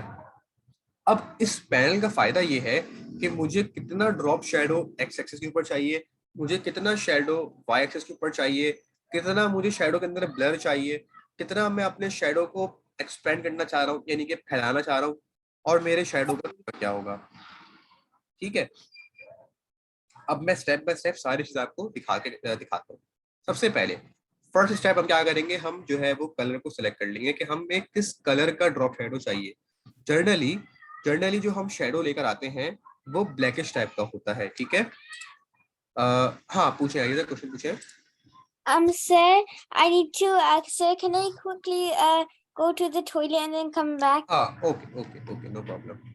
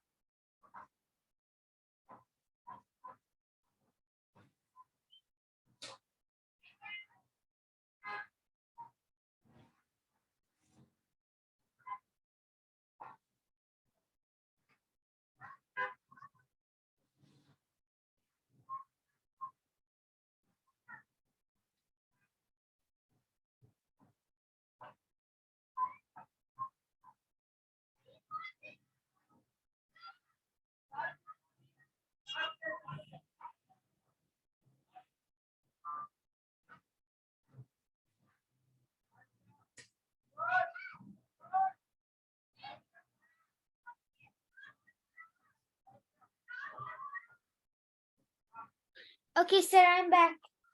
ओके, सो हम कहाँ पर थे। अच्छा, हम यहाँ पे कलर को देख रहे थे कि मैंने आपको बताया कि जब भी हमारे पास कोई भी बॉक्स होगा और हमें उसके अंदर ड्रॉप शेडो को ऐड करवाना होगा, सो हम क्या करेंगे, हम जो है हमेशा जो है वो ब्लैक कलर को प्रेफर करेंगे किसी और कलर के ऊपर, क्योंकि ब्लैक कलर से एक डिसेंट लुक आता है आपके डिजाइन पे।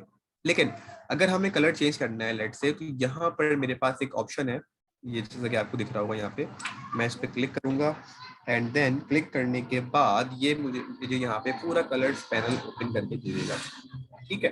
अब मैं यहाँ से कलर को चेंज करता हूँ। लेट्स से मुझे यहाँ पे ड्रॉप शेडो ऐड करना है रेड कलर का। तो जैसे ही मैंने रेड को सेलेक्ट किया, आपने देखा कि इसका जो कलर था ड्रॉप शेडो का वो हल्का सा यहाँ पे रेडिश हो गया। ठीक है, Okay. अच्छा अब आपने ओपेसिटी के बारे में नहीं पढ़ा होगा, ओपेसिटी के बारे में मैं बताता हूँ। लेट से कोई भी एक कलर है, वो कलर कितना ज्यादा विजिबल होगा उसे हम कहते हैं ओपेसिटी।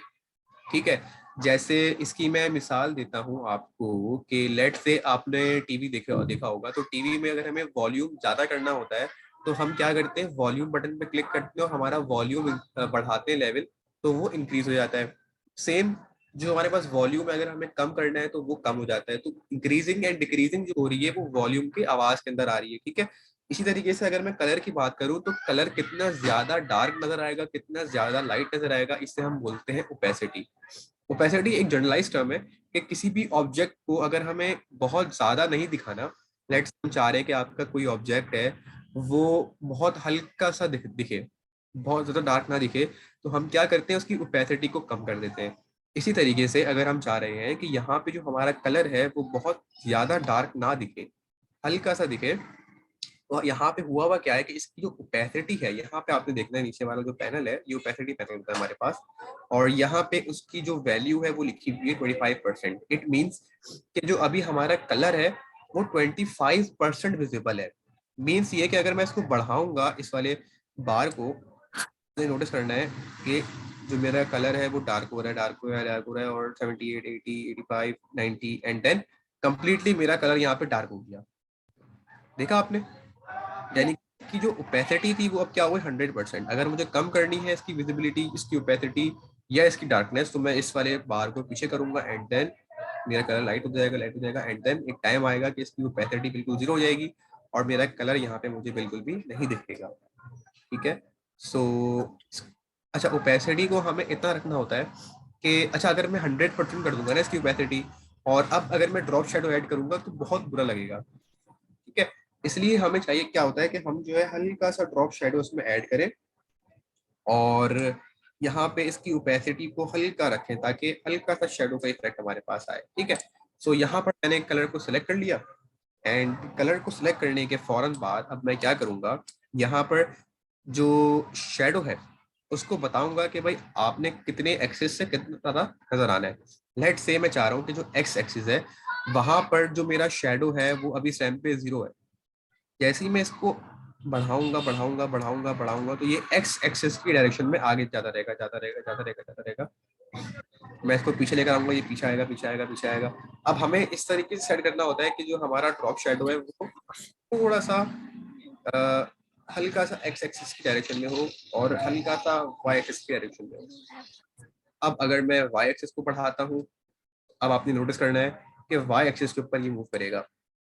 ठीक है, ये आगे आया, आगे आया और बाहर आ गया बॉक्स से। ये पीछे जाएगा, पीछे जाएगा, पीछे मूव करवा रहा हूँ मैं और ये पीछे चला गया। ठीक है, तो हमें इसको इस तरह रखना होता है कि ये बिल्कुल एक्यूरेटली इसके बिल्कुल इस अंदाज में आए कि इसका ऐसा लग रहा हो कि बिल्कुल शेडो का इफेक्ट हमें यहाँ मिल रहा है। तो अब आपने नोटिस करना है कि थोड़ा सा मैंने इसको यहाँ से ऐड कराया है और थोड़ा सा मैंने इसको एक्स एक्सिस से यहाँ पे रखा है, तो इसका जो इफेक्ट है वो काफी अच्छा अभी से मुझे यहाँ पे देखने को मिल गया है।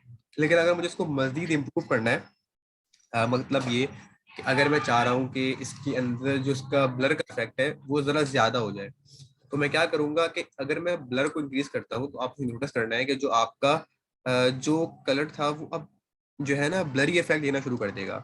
नोटिस किया आपने? अभी देखें, अभी अभी बिल्कुल क्लियर है।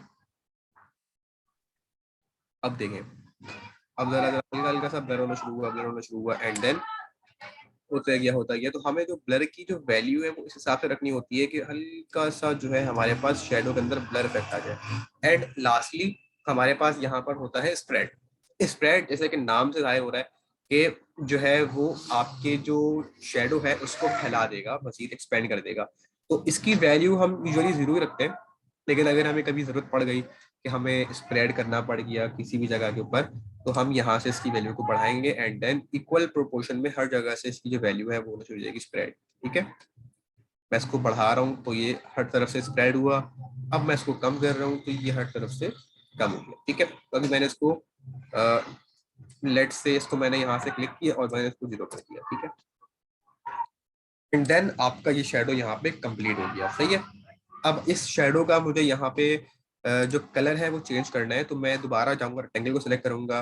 रेक्टेंगल को सिलेक्ट करने के बाद इसका जो कलर है वो मैं कर दूंगा हल्का सा ब्लैकिश और ग्रेइश टाइप का। तो आपका ये बॉक्स जो है वो कंप्लीटली डन हो चुका है, सही है Sir, ji. I know that you already know how to do the prototype connecting thing, but can I quickly tell you how the prototype connecting thing that I know that Okay. you told me last class? Okay yes, आप बताएं। Yeah, so we click the learn more button. Okay So yeah, after you click it, then you go on prototype, and then there will be a plus sign on it. Yeah, you go on prototype, and then over here there will be a plus sign, and then whatever screen you wanted to connect to, you drag that there, and then to know that it's fully connected, it will bring this box over here. Yes, right here. This means that it is connected. Then you just cross it out, and then when you click it will bring you there. Okay okay, very good Aiza. अभी हम जो है prototyping के जो effect है ना उसको भी दोबारा लगा के ट्राई करेंगे इन दी एंड। अभी मैं इसको हटा देता हूँ फॉर नाउ, क्योंकि अभी मुझे आपको एक और चीज पढ़ानी है। और यहाँ पर अगेन मैं इसको जो है क्रिएट कर लेता हूँ। अच्छा, अब हम यहाँ पे क्या करेंगे, लेट से मैं इसका जो फॉन्ट है वो मैं चेंज कर रहा हूँ, और मैंने इसका फॉन्ट चेंज कर दिया। अब मैं रैंडमली जो मेरे पास टेक्स्ट है उसका यहाँ पे फॉन्ट जो है वो स्टाइल चेंज कर रहा हूँ। लेट से मैंने ऊपर वाले का चेंज कर दिया, अंदर आने के बाद मैंने इसका भी चेंज कर दिया, और इसका मैंने यहाँ पर आया, इसका भी मैंने यहाँ पे चेंज कर दिया फॉन्ट, एंड इसका भी मैंने यहाँ पर फॉन्ट को कुछ इस तरीके से कर दिया। जस्ट मैं आपको समझाने के लिए कर रहा हूँ। अब आपने मुझे बताना है, ठीक है। और लेट से इसकी जो स्टाइलिंग है वो मैंने कुछ इस तरीके से रख दी, इसको मैंने ऐसे रख दिया, इसको मैंने यूं रख दिया, और जो मेरा बटन था वो कुछ मैंने यूं प्लेस कर दिया, ठीक है। अब आपने मुझे बताना है आइजा कि आपके सामने अभी इस टाइम पे 2 डिजाइन है, ठीक है।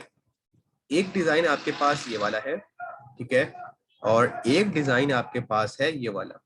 अब आप मुझे बताएं कि आपको इन दोनों में से सबसे अच्छा कौन सा वाला डिजाइन लग रहा है।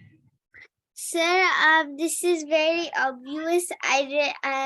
Since this is all messy, I like this one. Okay, अब आपको ये वाला अच्छा क्यों लग रहा है, इसकी आप मुझे लेट से कोई 2 या 3 वजूहात बताएं। First of all, I like this one because it's neat and it's all aligned with the head titles and the buttons. The other one, the font is, each font is different, and then that's why it'll be hard to read. And the button is this in line, and the heading thing is a bit too the thing all some of the readings are, so text is different.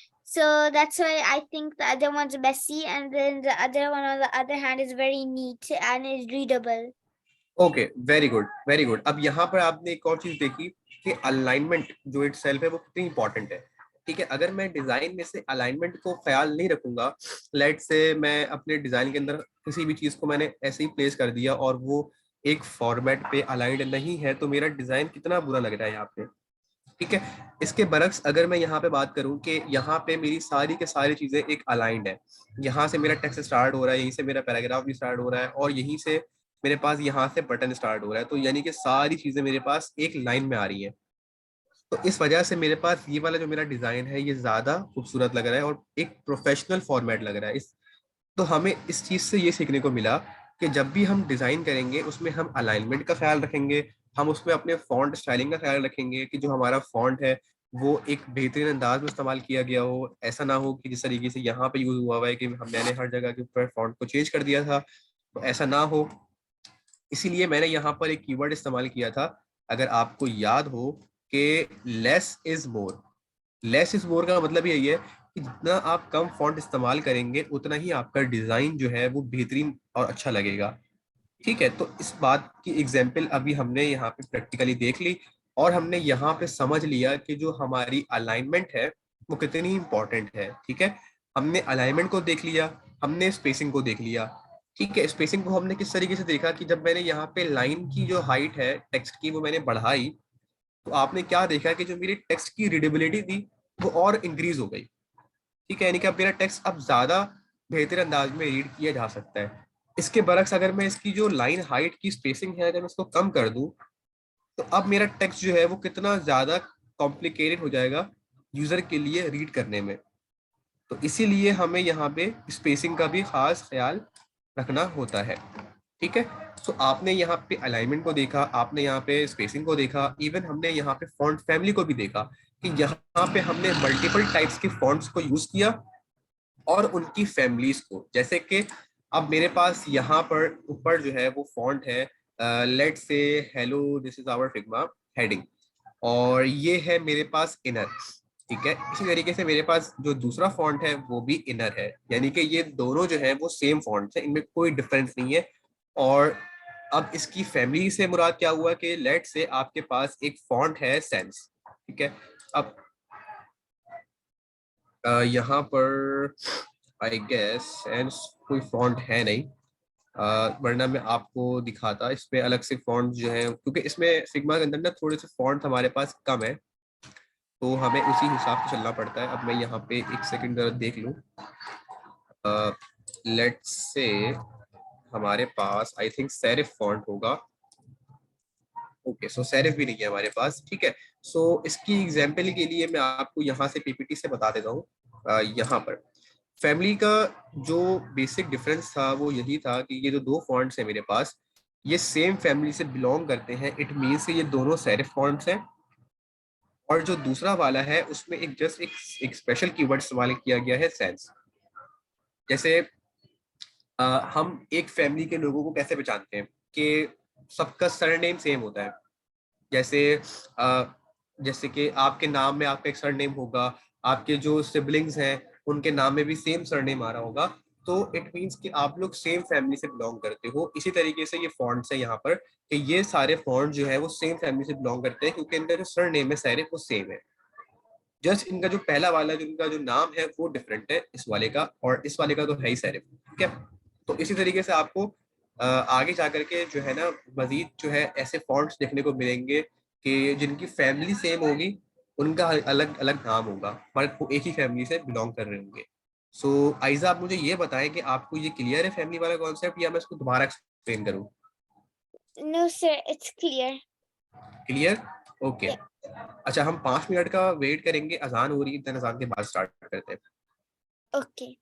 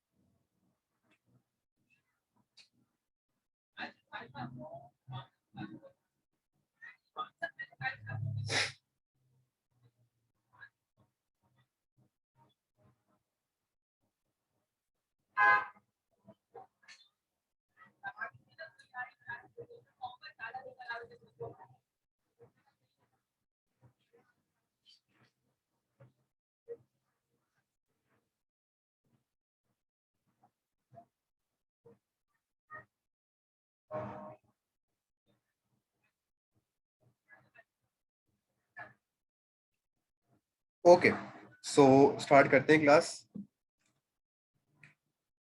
ठीक है, आप सब active हैं? Yep. Okay, सो आपने देखा alignment के बारे में, स्पेसिंग के बारे में, फॉन्ट फैमिली के बारे में। मैं नेक्स्ट क्लास में आपसे पूछूंगा कि अलाइनमेंट को किस तरीके से मेंटेन करना होता है, स्पेसिंग को कैसे मेंटेन करना होता है, एंड फॉन्ट फैमिली क्या होती है। ठीक है, सो आपने मुझे ये सारी चीजें नेक्स्ट क्लास में बतानी होंगी। सो अब हम चलते हैं आगे की तरफ, और आगे क्या पॉइंट लिखा हुआ है, using two fonts of same type और correct pairing of the font. ठीक है, अब ये एक की पॉइंट है, इसको आपने याद रखना है कि अगर मैं अपने जो मेरे पास कंप्लीट डिजाइन है, इसमें अगर मैं चाह रहा हूँ फॉन्ट्स को डिफरेंट रखना, तो मैं सिर्फ और सिर्फ दो फॉन्ट्स का इस्तेमाल करूंगा, दैट्स इट। ऐसा नहीं है कि मैं हर दफा फॉन्ट का जो स्टाइल है वो चेंज करता रहूंगा, क्योंकि हमने यहाँ पे देखा कि जब हमने हर दफा फॉन्ट का स्टाइल चेंज किया तो मेरा जो फॉन्ट था वो कितना ज्यादा, जो मेरा डिजाइन था वो खराब हो गया। इसी तरीके से अगर मैं यहाँ पे फॉन्ट स्टाइल चेंज करना चाह रहा हूँ, लेट से मैं चाह रहा हूँ कि जो हेडिंग का जो फॉन्ट है वो डिफरेंट हो और पैराग्राफ का डिफरेंट हो, तो मैं यहाँ पे लेट से कोई ऐसा फॉन्ट यूज करूंगा जो इससे मिलता जुलता हो। लेट से मैंने यूज कर लिया, नहीं ये वाला मिलता जुलता नहीं है, ये वाला भी नहीं है।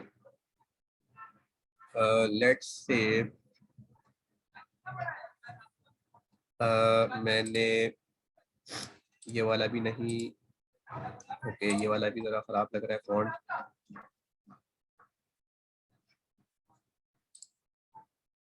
ओके, सो मैंने ये वाला फॉन्ट यूज किया एंड काइंड ऑफ ये वाला फॉन्ट जो है पहले वाले के मुकाबले में जरा बेहतर लग रहा है, बट इस वाले फॉन्ट के अंदर जो है मेरे पास बोल्ड करने का ऑप्शन नहीं है। जैसे कि आपने यहाँ पर देखा कि ये फॉन्ट सिर्फ और सिर्फ रेगुलर है, और ये मुझे यहाँ पे ऑप्शन नहीं दे रहा कि मैं इसकी कोई और सेटिंग चेंज करूँ। तो मैं कोई और फॉन्ट यहाँ पे ले लेता हूँ, लेट्स से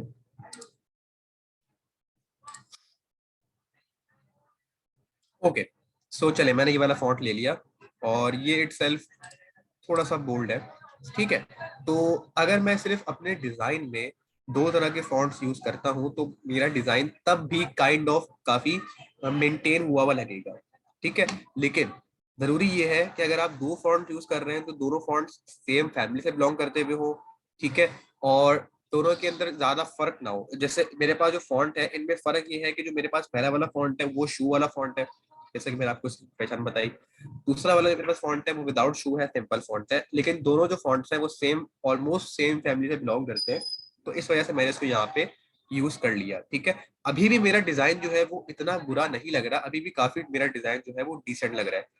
ठीक है, इसके बरक्स आपके पास ये वाली एग्जाम्पल यहाँ मौजूद है कि ये वाला डिजाइन कितना ज्यादा बुरा लग रहा है। तो अगर कभी भी सिचुएशन ऐसी आती है कि आपको कोई अलग फॉन्ट यूज करना पड़ता है या आपको अपने डिजाइन में दो तरह के फॉन्ट यूज करने पड़ते हैं, तो आपने सबसे पहले कोशिश ये करनी है कि आपका जो फॉन्ट है वो सेम फैमिली से बिलोंग करे। ठीक है, तो हमारे पास यहाँ पर की पॉइंट क्या हो गया, पहला वाला कि सेम फैमिली। ठीक है, सेम फैमिली से बिलोंग करे।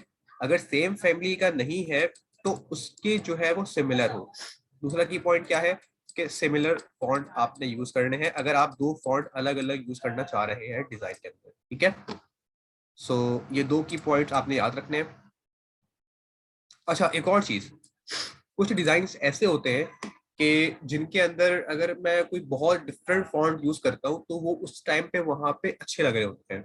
अब इसकी एग्जाम्पल कुछ पोस्टर्स आई थिंक मुझे याद पड़ रहा है कि मैंने डिजाइन किए थे, अभी तो मेरे पास नहीं है वो, लेकिन इंशाल्लाह मैं कोशिश करूंगा कि नेक्स्ट क्लास से पहले ना कुछ पोस्टर्स की एग्जाम्पल आपको निकाल के दिखाऊं कि जिसमें जो है ना डिफरेंट फॉन्ट यूज हुए हुए थे। मीन्स ये कि तीन तरह के फॉन्ट यूज हुए हुए थे और जो तीसरा फॉन्ट था वो बिल्कुल अलग था, यानी कि कुछ इस तरीके का फॉन्ट था, और डिजाइन में इटसेल्फ वो इतना ज्यादा खूबसूरत लग रहा था कि उससे कोई मसला नहीं हुआ डिजाइन के अंदर। तो मैं आपको इसकी भी एग्जांपल निकाल के दिखाऊंगा। तो कभी कभी रेयर केसेस ऐसे भी आ जाते हैं जहां पर हमें 2 तरह के फॉन्ट यूज करने पड़ते हैं, 3 तरह के फॉन्ट यूज करने पड़ते हैं, बट हमें कोशिश ये करनी होती है हर दफा कि आपका जो डिजाइन है वो ज्यादा से ज्यादा अपीलिंग और ज्यादा से ज्यादा खूबसूरत लगे। ठीक है, Okay. क्लियर है बात? Yes. ओके, सो इसके बाद वाला जो हमारे पास पॉइंट है वो है adjusting the form in a readable way.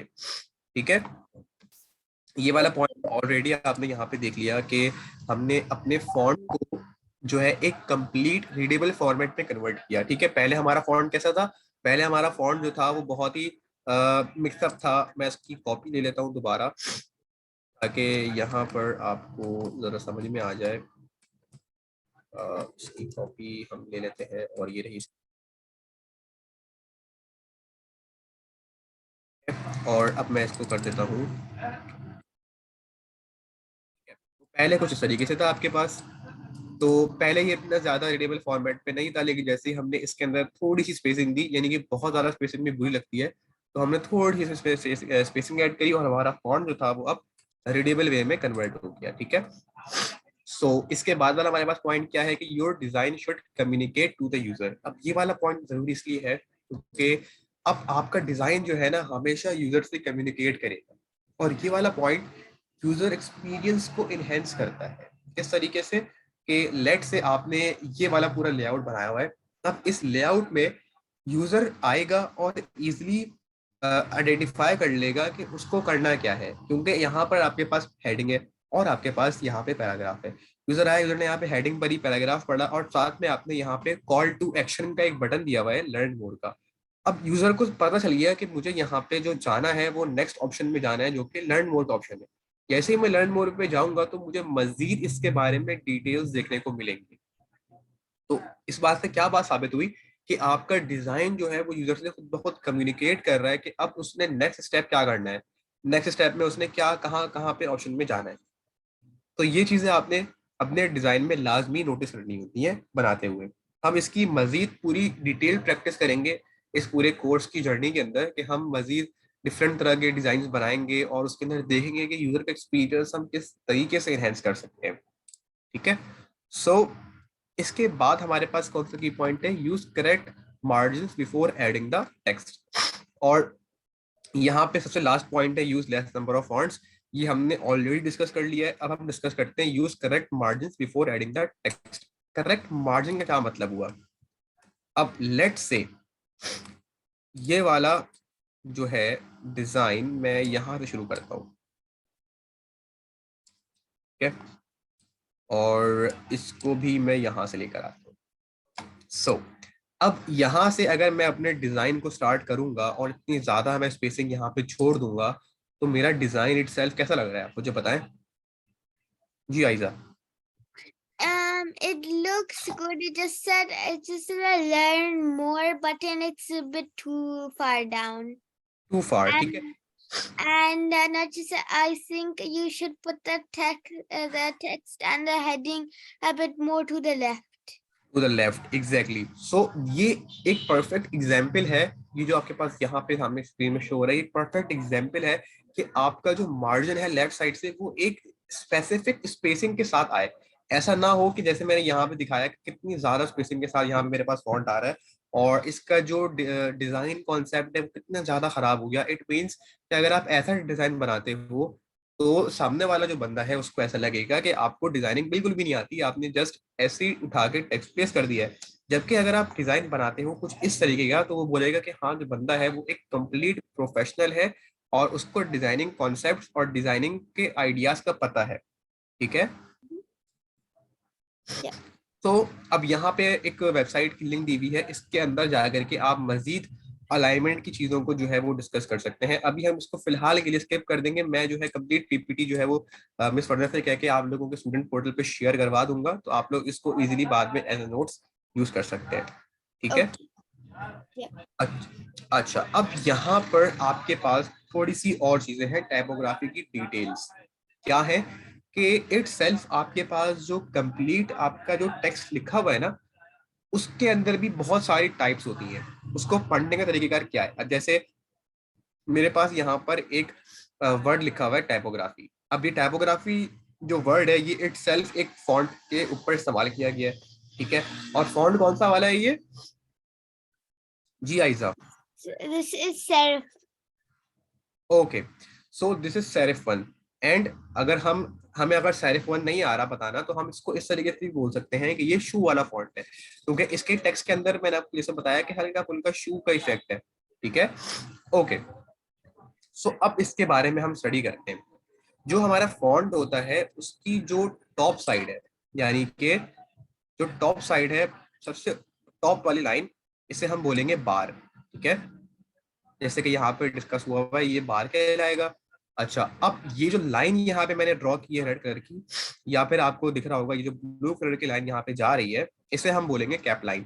ठीक है, कैप लाइन के बाद हमारे पास आता है मीन लाइन। ठीक है, मीन लाइन और कैप लाइन के दरमियान में आपके पास जितने भी आपके टेक्स्ट की जो स्टाइलिंग होती है टॉप साइड की, टॉप बार की, वो आ रही होती है। जैसे कि जो मेरा टी है, टी का जो ऊपर वाला स्टाइल है, ये इसके दरमियान में आ रहा है। ठीक है, एंड इसी तरीके से जो आपके पास एच है, एच का भी स्टाइल जो है आ रहा है इसी तरीके से। ठीक है, अगर मैं थोड़ा सा और आगे जाऊं और आगे जाने के बाद मैं यहाँ पे सेकंड ऑप्शन की तरफ जाऊं, तो यहाँ पे जो मेरे पास ओ है, ओ के अंदर वाली जो स्पेसिंग है उससे हम बोलते हैं काउंटर। अच्छा, ये चीजें जो है ना जस्ट समझने के लिए है, इसका रियल लाइफ में इतना कोई काम नहीं है। यानी जब आप डिजाइनिंग करेंगे तो इन चीजों को आप ऑब्वियसली हर दफा नोट नहीं कर रहे होंगे, जस्ट आपको समझने के लिए मैं बता रहा हूँ कि जो इट सेल्फ डिटेल्स है टाइपोग्राफी के अंदर, वो किस तरीके से रीड होती है। ठीक है, इसके बाद हमारे पास यहाँ पे बाउल है। Okay. आपके पास जो जी है वो थोड़ा सा कर्व्ड वाला जी है, तो इसलिए हमने इसको यहाँ पे बाउल कहा हुआ है।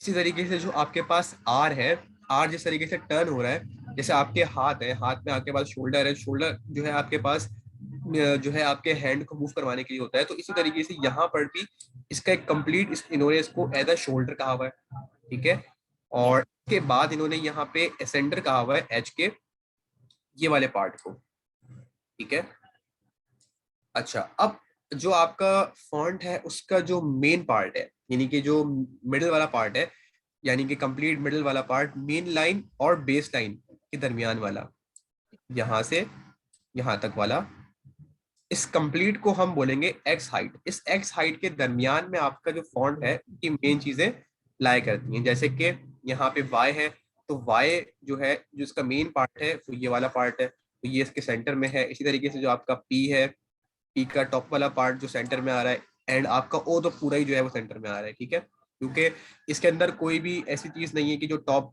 बार के ऊपर जाए। अच्छा, अब आपके पास जो जी है, जी आपके पास जो है वो centre point and last point, यानी कि आपकी जो बेस लाइन है वहां तक जो है टच कर रहा है। एंड अगर मैं बेस लाइन के नीचे चला जाता हूँ, तो बेस लाइन के नीचे जहां पे एंडिंग होती है मोस्ट ऑफ द लेटर्स की, जैसे कि पी आपका एक लेटर है, उसकी एंडिंग जो है वो नीचे की तरफ होती है मोस्ट ऑफ द फॉन्ट से, तो इस लाइन को हम बोलेंगे बियर्ड लाइन। ठीक है, और इसी तरीके से इन्होंने यहाँ पे सेरिफ की आइडेंटिफिकेशन करी हुई है कि जो आपके फॉन्ट का जो लेटर है उसके जो लास्ट वाली जो जिसे मैंने शू कहा हुआ है, वो पहचान है आपके सेरिफ की। एंड इसी तरीके से अगर हम चले जाएं ऊपर की तरफ, जो भी लेटर्स आपके पास बेस लाइन पे एंड हो रहे होंगे उससे हम बोलेंगे स्टैम्प। ठीक है, एंड जो जो फॉन्ट, जैसे लेट से कोई फॉन्ट है आपके पास और वो आपके पास टॉप बार पे नहीं है, लेकिन वो आपके पास बियर्ड लाइन तक टच हो रहा है, तो उसे हम बोलेंगे डिसेंडर। ठीक है, ये टर्मिनोलॉजी एक आपने फॉन्ट और टाइपोग्राफी को समझने के लिए याद रखनी है। वैसे इसका इतना रियल लाइफ में इतना कोई काम नहीं है। ठीक है, जिस समझने के लिए मैंने आपको बताया है कि ये टाइपोग्राफी की बहुत ज्यादा डिटेल्ड है। अच्छा जी, अब हम चलते हैं अपने अगले स्लाइड की तरफ। ठीक है, तो ये वाला जो स्लाइड है ये मजीद उसी डिटेल को मजीद इनहेंस करता है, और मजीद इनहेंस करके आपको बताएगा कि आपका जो फॉन्ट है, यानी कि जो आपने लेटर्स लिखे हुए हैं उसके दरमियान की स्पेसिंग किस तरीके से मैनेज की जाएगी।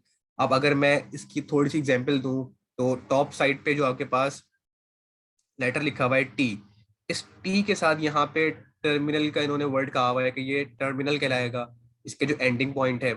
इसी तरीके से जो आपने एम लिखा हुआ है, ये एम जो है इटसेल्फ ये ओ और वाई के दरमियान में है। ठीक है, और इसकी जो यानी कि स्पेसिंग ऐड हुई हुई है, इस स्पेसिंग को हम बोलेंगे कर्निंग। ठीक है, अब कर्निंग क्यों बोलते हैं? क्योंकि इनके दरमियान जो स्पेसिंग ऐड हुई हुई है ये बिल्कुल एग्जैक्ट एक्यूरेट स्पेसिंग है, जो कि इस कैरेक्टर को यहाँ पे इनहेंस करेगी या इस डिजाइन के साथ इसको सिमिलैरिटी देगी। अगर मैं इसके जो कर्निंग एजेस हैं इनको मैं बढ़ा दूंगा बहुत ज्यादा, तो आपका जो एम है वो बहुत ज्यादा डिफरेंट जो है वो लगेगा फॉन्ट में, कि आपने अलग से एम को रखा हुआ है। ठीक है, एंड इसके अंदर वही डिटेल्स हैं, इसमें बेस लाइन है, इसमें स्टेम वही चीज है, बस समझ लें कि इसमें मजीद जो है ना डिटेल्स ऐड हुई हुई है, तो इसमें इतना कुछ समझने वाली चीज नहीं है।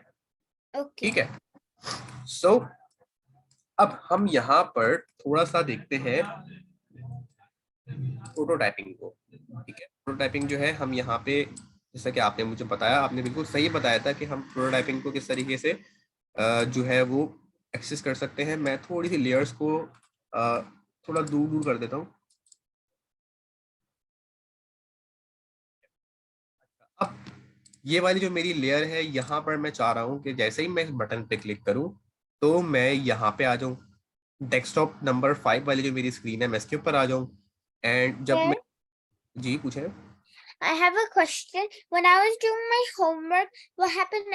See how you have desktop 4, desktop 5. So when I press, it goes to the other screen, another screen.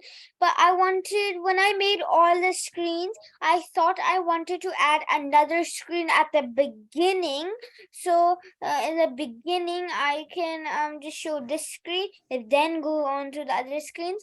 But then that was keep on showing as the last desktop. So I could not change it to desktop number 1. So that's why I couldn't make another desktop that I wanted to make number 1, because I already made another one that's number 1. Okay, सो आपका issue ये आ रहा था कि आपने design पूरा बनाया और आपने प्रोटोटाइपिंग कर ली, लेकिन अब आप ये चाह रही थी कि आपका जो स्टार्टिंग पॉइंट है वो आपने बाद में ऐड किया स्क्रीन, और वो आप चाह रही थी कि वहां से आपका डिजाइन जो है वो स्टार्ट हो, ऐसा ही है? Yeah. ठीक है, सो हम इसको भी यहाँ पे करके देखते हैं। मैं आपको इसकी भी जो है बताता हूँ कि किस तरीके से हम इसको करेंगे। ठीक है, मीनवाइल पहले हम कनेक्ट कर लेते हैं आपस में स्क्रीन को, देन फिर मैं आपको बताऊंगा कि जो तरीकेकार है, यानी कि कहाँ से आपकी स्क्रीन स्टार्ट हो, वो किस तरीके से हम कर सकते हैं। ठीक है ना, सो अब यहाँ पे लर्न मोर का बटन है, मैं इसको ड्रैग करूंगा और ड्रैग करके मैं ले आया डेस्कटॉप नंबर 5 के ऊपर। मैंने दोबारा इसको क्लोज कर दिया। अब दूसरा जो बटन है, मैं यहाँ पर आऊंगा, दूसरे बटन को क्लिक करूंगा और मैं इस वाली स्क्रीन के साथ कनेक्ट कर दूंगा, इसको क्लोज कर दूंगा। एंड जो मेरे पास ये वाला बटन है, मैं इसको कनेक्ट कर दूंगा ये वाली स्क्रीन के साथ, एंड हम इसको कर देंगे क्लोज। ठीक है, अच्छा अब यहाँ पर कोई बटन नहीं है, तो मैं एक काम कर लेता हूँ, या चले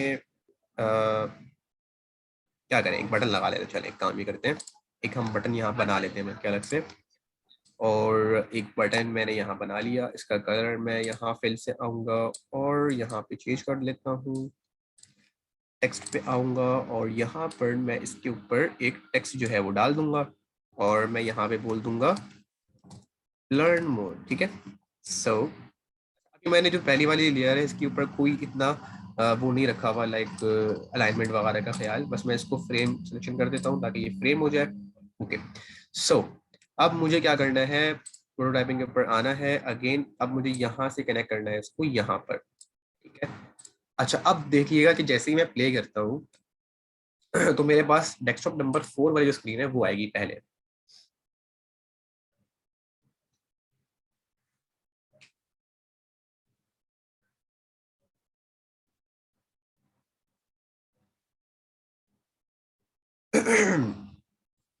ओके, सो इसकी जो सेटिंग है वो ज़रा ख़राब हुई हुई है, इसको हम थोड़ा सा फिट टू विथ करें, अभी भी थोड़ी ख़राब है, fit to screen. Okay, so अब जैसे ठीक है, अब आपने देखा कि यहाँ पर क्या हुआ कि हमारे पास जो स्टार्टिंग पॉइंट था वो कहाँ पर था, आपके पास यहाँ पर था। ठीक है, लेकिन आपके पास जो स्क्रीन है वो स्टार्ट हुई डेस्कटॉप नंबर 3 के साथ। उसकी सबसे बड़ी रीजन ये है कि आपका जो डिजाइन है वो आपका एक अलाइन एक फॉर्मेट पे यहाँ पे रखा हुआ है। जैसे कि आपने सबसे पहले ये वाली स्क्रीन रखी यहाँ पे, फिर आपके पास ये वाली स्क्रीन है। अब यहाँ पर अगर मैं आपको प्रोटोटाइप के ऊपर लेके जाऊं और यहाँ पे अगर मेरे पास जो फ्लो 3 की जो यहाँ पे बॉक्स रखा हुआ है, ये बॉक्स यहाँ से आइडेंटिफाई करता है कि आपके पास जो फ्लो स्टार्ट होना है वो आपके पास फ्लो नंबर 3 से स्टार्ट होना है। सही, अगर मैं यहाँ से फ्लो नंबर 3 से क्लिक करूंगा तो मेरे पास जो स्टार्टिंग पॉइंट है फ्लो नंबर 3 से आएगा। लेकिन ये जो फ्लो नंबर 3 है ये मूव हो करके आपके पास डेस्कटॉप नंबर 3 की स्क्रीन के साथ भी इजीली कनेक्ट हो सकता है। अभी तो ये डेस्कटॉप नंबर मेरे पास 4 से स्टार्ट करेगा, लेकिन जैसे ही मैं इसको 3 के ऊपर लेके जाऊंगा और 3 के ऊपर लेके जाने के बाद मैं इसको अब यहाँ से क्लिक करूंगा तो अब ये जो फ्लो है वो मेरा स्टार्ट होगा डेस्कटॉप नंबर 3 के साथ। ठीक है, तो ये एक तरीकेकार है कि अगर आपने अपनी स्क्रीन को किसी स्पेसिफिक लोकेशन के ऊपर से स्टार्ट करवाना है तो आप क्या करेंगे कि आप जो ये वाला फ्लो है इस वाले फ्लो को उठा करके उसी स्क्रीन के ऊपर ले जा करके प्लेस कर देंगे एंड यहीं से प्ले करेंगे। क्योंकि अगर मैं यहाँ से प्ले करूंगा ऊपर से तो वो बाय डिफॉल्ट अपने हिसाब से जो भी उसको लग रहा होगा वो वहां से उस स्क्रीन के पास से स्टार्ट कर रहा होगा। ठीक है, लेकिन अगर मैं इस फ्लो के हिसाब से स्टार्ट करता हूँ तो ये वाला फ्लो हमेशा वहीं से स्टार्ट करेगा जहां पे आपने इसको ला करके रखा हुआ है। तो जैसे कि मैंने इसको यहाँ पे ला के रखा हुआ है तो इसने यहाँ से स्टार्ट कर दिया। अगर मैं इसको उठाऊंगा, उठा करके मैं इसको यहाँ पे ले जाता हूँ लेट से, ठीक है, और अब मैं यहाँ से इसको प्ले करता हूँ तो अब जो मेरा डिजाइन है वो मेरे डेस्कटॉप नंबर 6 यहाँ से स्टार्ट होगा। ठीक है, सो ये रहा मेरा डेस्कटॉप नंबर 6 का डिजाइन और ये यहाँ से स्टार्ट हो गया। सो इस चीज का मुझे यहाँ पे खास ख्याल रखना है। ठीक है, अब जैसे यहाँ पे आपने राइट साइड पे देखा, राइट साइड पे अगर मैं दिखाऊं तो यहाँ पे लिखा हुआ है फ्लो स्टार्टिंग पॉइंट। ठीक है, यानी कि स्टार्टिंग पॉइंट आपका क्या है, फ्लो 3, यानी कि फ्लो 3 से जो है ये स्टार्ट होगा। अगर मैं इसको यहाँ से चेंज भी कर सकता हूँ, मैं इसको कोई डिस्क्रिप्शन अगर मुझे यहाँ पे ऐड करनी है कि भाई स्टार्ट होते हुए कोई डिस्क्रिप्शन मैं यहाँ पे अपने लिए लिखना चाह रहा हूँ तो मैं यहाँ पे लिख सकता हूँ। ठीक है, अब हम यहाँ पे इसको थोड़ा सा प्ले करके देखते हैं। मैंने लर्न मोड पे क्लिक किया, यहाँ पर आ गया, अगेन मैंने क्लिक किया, यहाँ पर आया, अगेन मैंने क्लिक किया एंड सो ऑन। अच्छा, यहाँ तक आपको क्लियर है आइजा? Yes. अच्छा, अगर आपका जो क्वेश्चन था अब आप मुझे उसका जवाब दें कि अगर आपने स्टार्ट करवाना है कहीं स्टार्टिंग से तो आप किस तरीके से करवाएंगी? Sir, can you repeat the question again?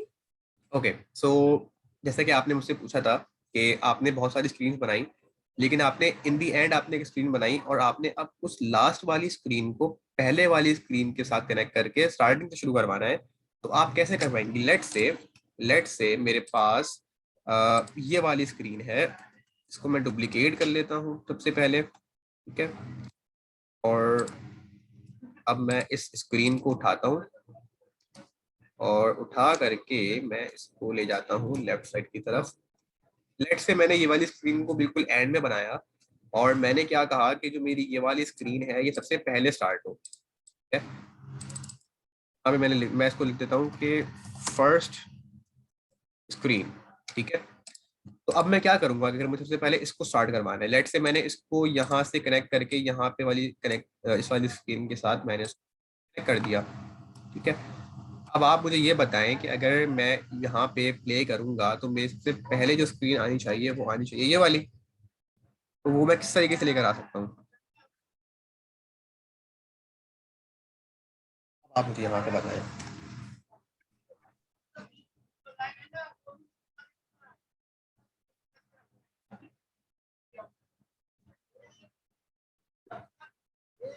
आइजा, आपको आवाज आ रही है मेरी? Yes, I can hear you. अच्छा, अब हो सकता है थोड़ा सा कंफ्यूज हो गई हो, मैं आपको दोबारा समझाता हूँ। ठीक है, अब आपने ना इस वाले फ्लो को गौर से देखना है। ठीक है, यानी कि जैसे ही मैंने इस फ्लो पे क्लिक किया तो आपकी जो स्क्रीन है वो कहाँ से स्टार्ट होगी? From here. From here. ठीक है, यानी कि डेस्कटॉप नंबर 6 से। ठीक है, तो जैसे ही मैं प्ले करता हूँ, मैंने प्ले किया तो सबसे पहली जो मेरी स्क्रीन खुलेगी वो डेस्कटॉप नंबर कौन सी होगी? 6.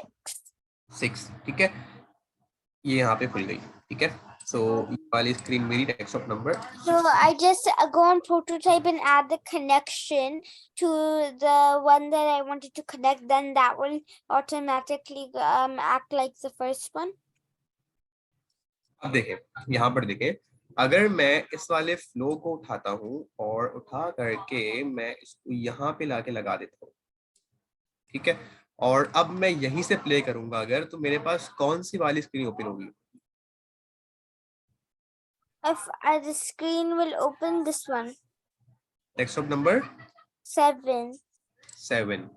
सो मैंने क्या देखा कि अगर मुझे कोई एक्स्ट्रा स्क्रीन ला करके स्टार्ट पे लगानी है और मैं चाह रहा हूँ कि वो स्टार्टिंग वहीं से हो जो मैंने पहले वहां पे ला के लगाया है, तो वहां पर मैं फ्लो को ला के कनेक्ट करवा दूंगा और फिर मेरी स्टार्टिंग पॉइंट ये वाला यहाँ पे बन जाएगा easily. Sir, ji I forgot where you got that flow option button. Flow option आपके पास जो है वो खुद ब खुद अपीयर होगा आपके डिजाइन में। अब जैसे मेरे पास यहाँ पर मल्टीपल डिजाइन है ना, देखिए यहाँ पे मेरे पास ये वाला भी एक डिजाइन था जो हमने पहली वाली क्लास में देखा था, ठीक है। और इसी तरीके से आपके पास ये वाला प्रोजेक्ट था जो मैंने प्रीवियस क्लास में करवाया था। इसी तरीके से मेरे पास ये थर्ड डिजाइन है, तो ये मैंने अभी करवाया है। तो इस वजह से मेरे पास यहाँ पर मल्टीपल फ्लो आ रहे हैं। देखिए आपने यहाँ पे flow number 1, flow number 2 and flow number 3। इससे आइडेंटिफाई ये होता है कि आपको कौन सी वाली स्क्रीन का जो डिजाइन है वो ओपन करना है। अगर आपके पास नहीं भी आ रहा है ये तो इट्स नो प्रॉब्लम। आप जो है स्क्रीन को अगर बिल्कुल यानी कि स्टेप बाय स्टेप उसको रखेंगी तो आपके पास आपकी स्क्रीन जो है उसी ऑर्डर में स्टार्ट होगी। लेट्स से हम इसको ट्राई करके देखते हैं। मैंने पहले रखी डेस्कटॉप नंबर 7 वाली स्क्रीन, फिर मैंने रखी डेस्कटॉप नंबर 3 वाली स्क्रीन, एंड देन मैंने रखी 4 वाली स्क्रीन, और अब मैं रख रहा हूँ 5 वाली स्क्रीन, एंड मैंने इसको इस ऑर्डर में रख दिया। अब लेट्स सी कि मेरा जो डिज़ाइन है वो स्टार्ट कहाँ से होता है। अभी मैंने फ्लो को हटा दिया, या लेट्स से मैंने फ्लो को हटाया नहीं, मैंने फ्लो को अपना कहीं भी रख दिया। लेट्स से मैंने यहाँ पे रख दिया, ठीक है। और अब मैं यहाँ से करना चाह रहा हूँ प्ले, ठीक है। सो जैसे ही मैं प्ले करता हूँ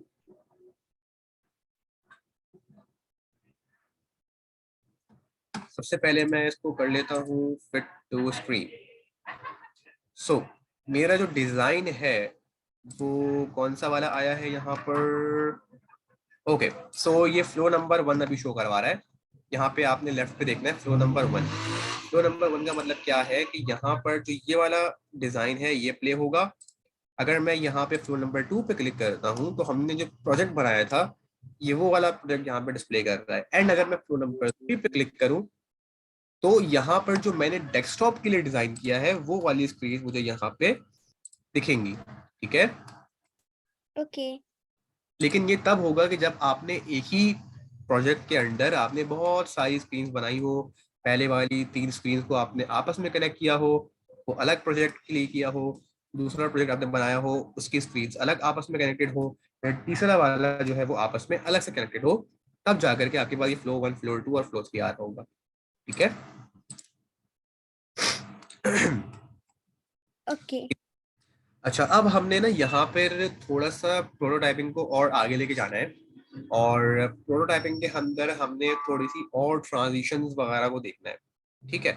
सो अगर मैं यहाँ पर मेरे पास जो ये वाली स्क्रीन है, अगर मैं कहता हूँ अच्छा अब अगर मुझे लेट से मैंने इस वाले बटन को इस वाली किसी भी स्क्रीन के साथ कनेक्ट किया हुआ है ऑलरेडी, ठीक है। और मैं चाह रहा हूँ कि अब इसका जो ट्रांजिशन इफेक्ट है वो चेंज हो जाए, तो मैं कैसे कर सकता हूँ। यानी कि इसकी सेटिंग करने के लिए मैं इस वाली जो स्ट्रिप जो मेरे पास लाइन जा रही है मैं इस पर क्लिक करूंगा, एंड देन मेरे पास यहाँ पे जो बॉक्स है सेटिंग का बॉक्स वो ओपन हो जाएगा। अब मैं यहाँ से चीजें चेंज कर सकता हूँ किस तरीके से। अभी जो मेरे पास यहाँ पर इफेक्ट लगा हुआ है वो कौन सा लगा हुआ है, ऑन क्लिक।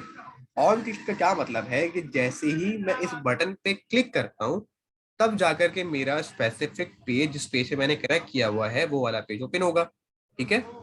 Okay. लेकिन अगर मैं इसको चेंज कर दूं, मैं इसको बोलूं कि वाइल होवरिंग, मैं इसको कर देता हूं वाइल होवरिंग। वाइल होवरिंग का मतलब क्या है कि जैसे ही मैं अपने माउस का कर्सर लेकर आऊंगा इस बटन की तरफ वैसे ही वो जो पेज है वो चेंज हो जाएगा, और जहां पर मैंने इसको कनेक्ट किया हुआ है वो वाला पेज यहाँ पे ओपन हो जाएगा, ठीक है। और यहाँ पर अगर मैं इसके दूसरे ऑप्शन को देखता हूँ तो यहाँ पर लिखा हुआ है नेविगेट टू, ठीक है।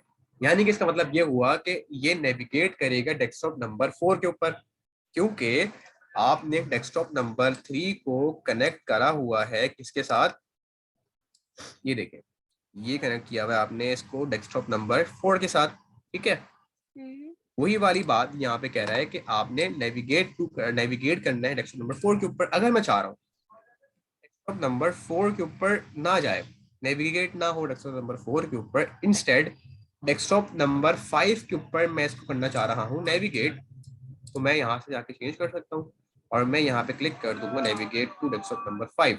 अब आपने क्या नोटिस किया कि जो इसका कनेक्शन था ये यहाँ से हट गया और यहाँ से हट के डेस्कटॉप नंबर 5 पे चला गया। अगर मैं इसको वापसी 4 पे लेकर आना चाह रहा हूँ तो मैं इसको करूंगा डेस्कटॉप नंबर 4 और ये दोबारा से डेस्कटॉप नंबर 4 को सिलेक्ट करेगा। तो यहाँ से भी मैं चेंज कर सकता हूँ, इट्स अप टू मी। मैं इसको डायरेक्टली बाहर से चेंज करूँ या मैं इसको यहाँ से चेंज करूँ, इट्स अप टू मी। अच्छा, अब ये चीजें हो गई दो। क्या क्या देखा हमने?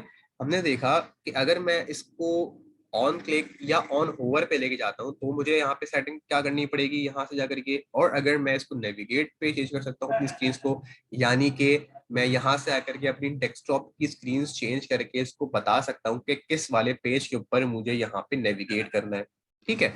अच्छा, उसके बाद मैंने यहाँ पर अब आया और मैंने कहा कि ये जो ऑप्शन है इंस्टेंट का, इंस्टेंट का क्या मतलब है कि जैसे मैं लर्न मोर पे क्लिक करता हूँ। अच्छा, अभी इसने सेटिंग को यहाँ पे लगा दिया है। जैसे हम ये वाली स्क्रीन की बात करते हैं, अगर मैं शॉप नाउ पे क्लिक करता हूँ तो मेरा जो दूसरा वाला पेज है ना वो फौरन से चेंज हो रहा है, आपने देखा। अगर मैं बाय नाउ पे क्लिक करूंगा तो दूसरा पेज मेरे पास फौरन से चेंज हो रहा है, यानी कि विद इन सेकंड्स जो है वो चेंज हो रहा है। तो अगर मैं इस चीज को चेंज करना चाह रहा हूँ और मैं बोल रहा हूँ कि मेरा जो पेज है वो फौरन से ट्रांजिशन के अंदर चेंज ना हो, उसके अंदर थोड़ी सी एनिमेशन आ जाए, तो लेट से मैं इसको कह रहा हूँ कि जब मेरा पेज चेंज हो तो मेरे पास स्मार्ट एनिमेशन जो है वो देखने को मुझे मिले, और स्मार्ट एनिमेशन में जो इसकी टाइप हो वो क्या हो, इज इन ई, बहुत सारी टाइप्स हैं आपके पास जी। How much time till class ends? Class and जो है मेरा प्लान ये था कि मैं आपको 7:30 तक पढ़ाऊं, बट अगर आपको ज्यादा लग रहा है तो इट्स ओके, हम अपनी क्लास को यहीं पे एंड कर देते हैं और जो प्रोटोटाइपिंग की डिटेल है हम नेक्स्ट क्लास में कर लेंगे। Okay. So what is feasible for you, क्योंकि टाइम का भी काफी इशू है यहाँ पाकिस्तान का और वहाँ का, तो मुझे अभी वहाँ के टाइम का नहीं पता। सो आप मुझे बता दें अगर क्लास यहीं पे एंड करनी है तो इट्स ओके, मैं अभी एंड कर देता हूँ class. Over here it's 10:19 p.m. Okay, so is it your bed time? ठीक है, Yes. ओके सो ठीक है, मैं फिर आपकी जो क्लास है वो यहीं पे एंड कर देता हूँ। देन जो प्रोटोटाइपिंग का मजीद कॉन्सेप्ट है, जो मजीद डिटेल्स है ना, वो फिर हम इंशाल्लाह जो नेक्स्ट क्लास है उसमें देखेंगे। सही है, मीनवाइल आप मुझे ये बताएं आयजा कि यहाँ तक आपको सारी चीजें क्लियर है? Yes, everything is very clear. यानी कि जितना भी मैंने आपको यहाँ पे टाइपोग्राफी के बारे में पढ़ाया, व्हाट इज टाइपोग्राफी से लेकर के कंप्लीट टाइपोग्राफी की स्टाइलिंग तक, ये सारी चीजें आपको क्लियर है? Yes, I got all of it. ठीक है, अब नेक्स्ट क्लास में मैं आपका एक छोटा सा टेस्ट लूंगा, और छोटा सा टेस्ट होगा, ओरल टेस्ट होगा, उसमें मैं आपसे क्रॉस क्वेश्चनिंग करूंगा कि लेट से प्रोटोटाइपिंग क्या होती है, किस तरीके से हम क्रैक करते हैं प्रोटोटाइपिंग के अंदर, टाइपोग्राफी क्या होती है, टाइपोग्राफी के अंदर हमें क्या चीज़ों का ख्याल रखना पड़ता है, इसके की पॉइंट्स क्या हैं, ठीक है। और ये सारी चीज़ें बस मैं आपसे ओरली पूछूंगा, और नेक्स्ट क्लास से पहले आपने एक करना ये है कि एक एक एक पेज का अच्छा सा डिजाइन मुझे बना के दिखाना है। एक पेज का बना लें या 2 पेज का बना लें, ठीक है। Okay. उसमें आप क्या करेंगी कि उसमें आपने फॉन्ट्स को अच्छे से प्लेस करना है, अच्छे से फॉन्ट्स को लगाना है, टेक्स्ट को अच्छे से लगाना है, बटन्स लगाने हैं, और 2-3 पेजेस को आपने आपस में कनेक्ट करना है और आपने कनेक्ट करके मुझे दिखाना है, ठीक है। Okay. सो हम अब क्लास को बस यहीं पे एंड करते हैं, और अगर आपके कोई क्वेश्चंस हो तो आप मुझसे डायरेक्टली पूछ लें ताकि मैं आपके क्वेश्चंस का आंसर कर दूं फिर। So technically I have homework to so technically I have the homework to make.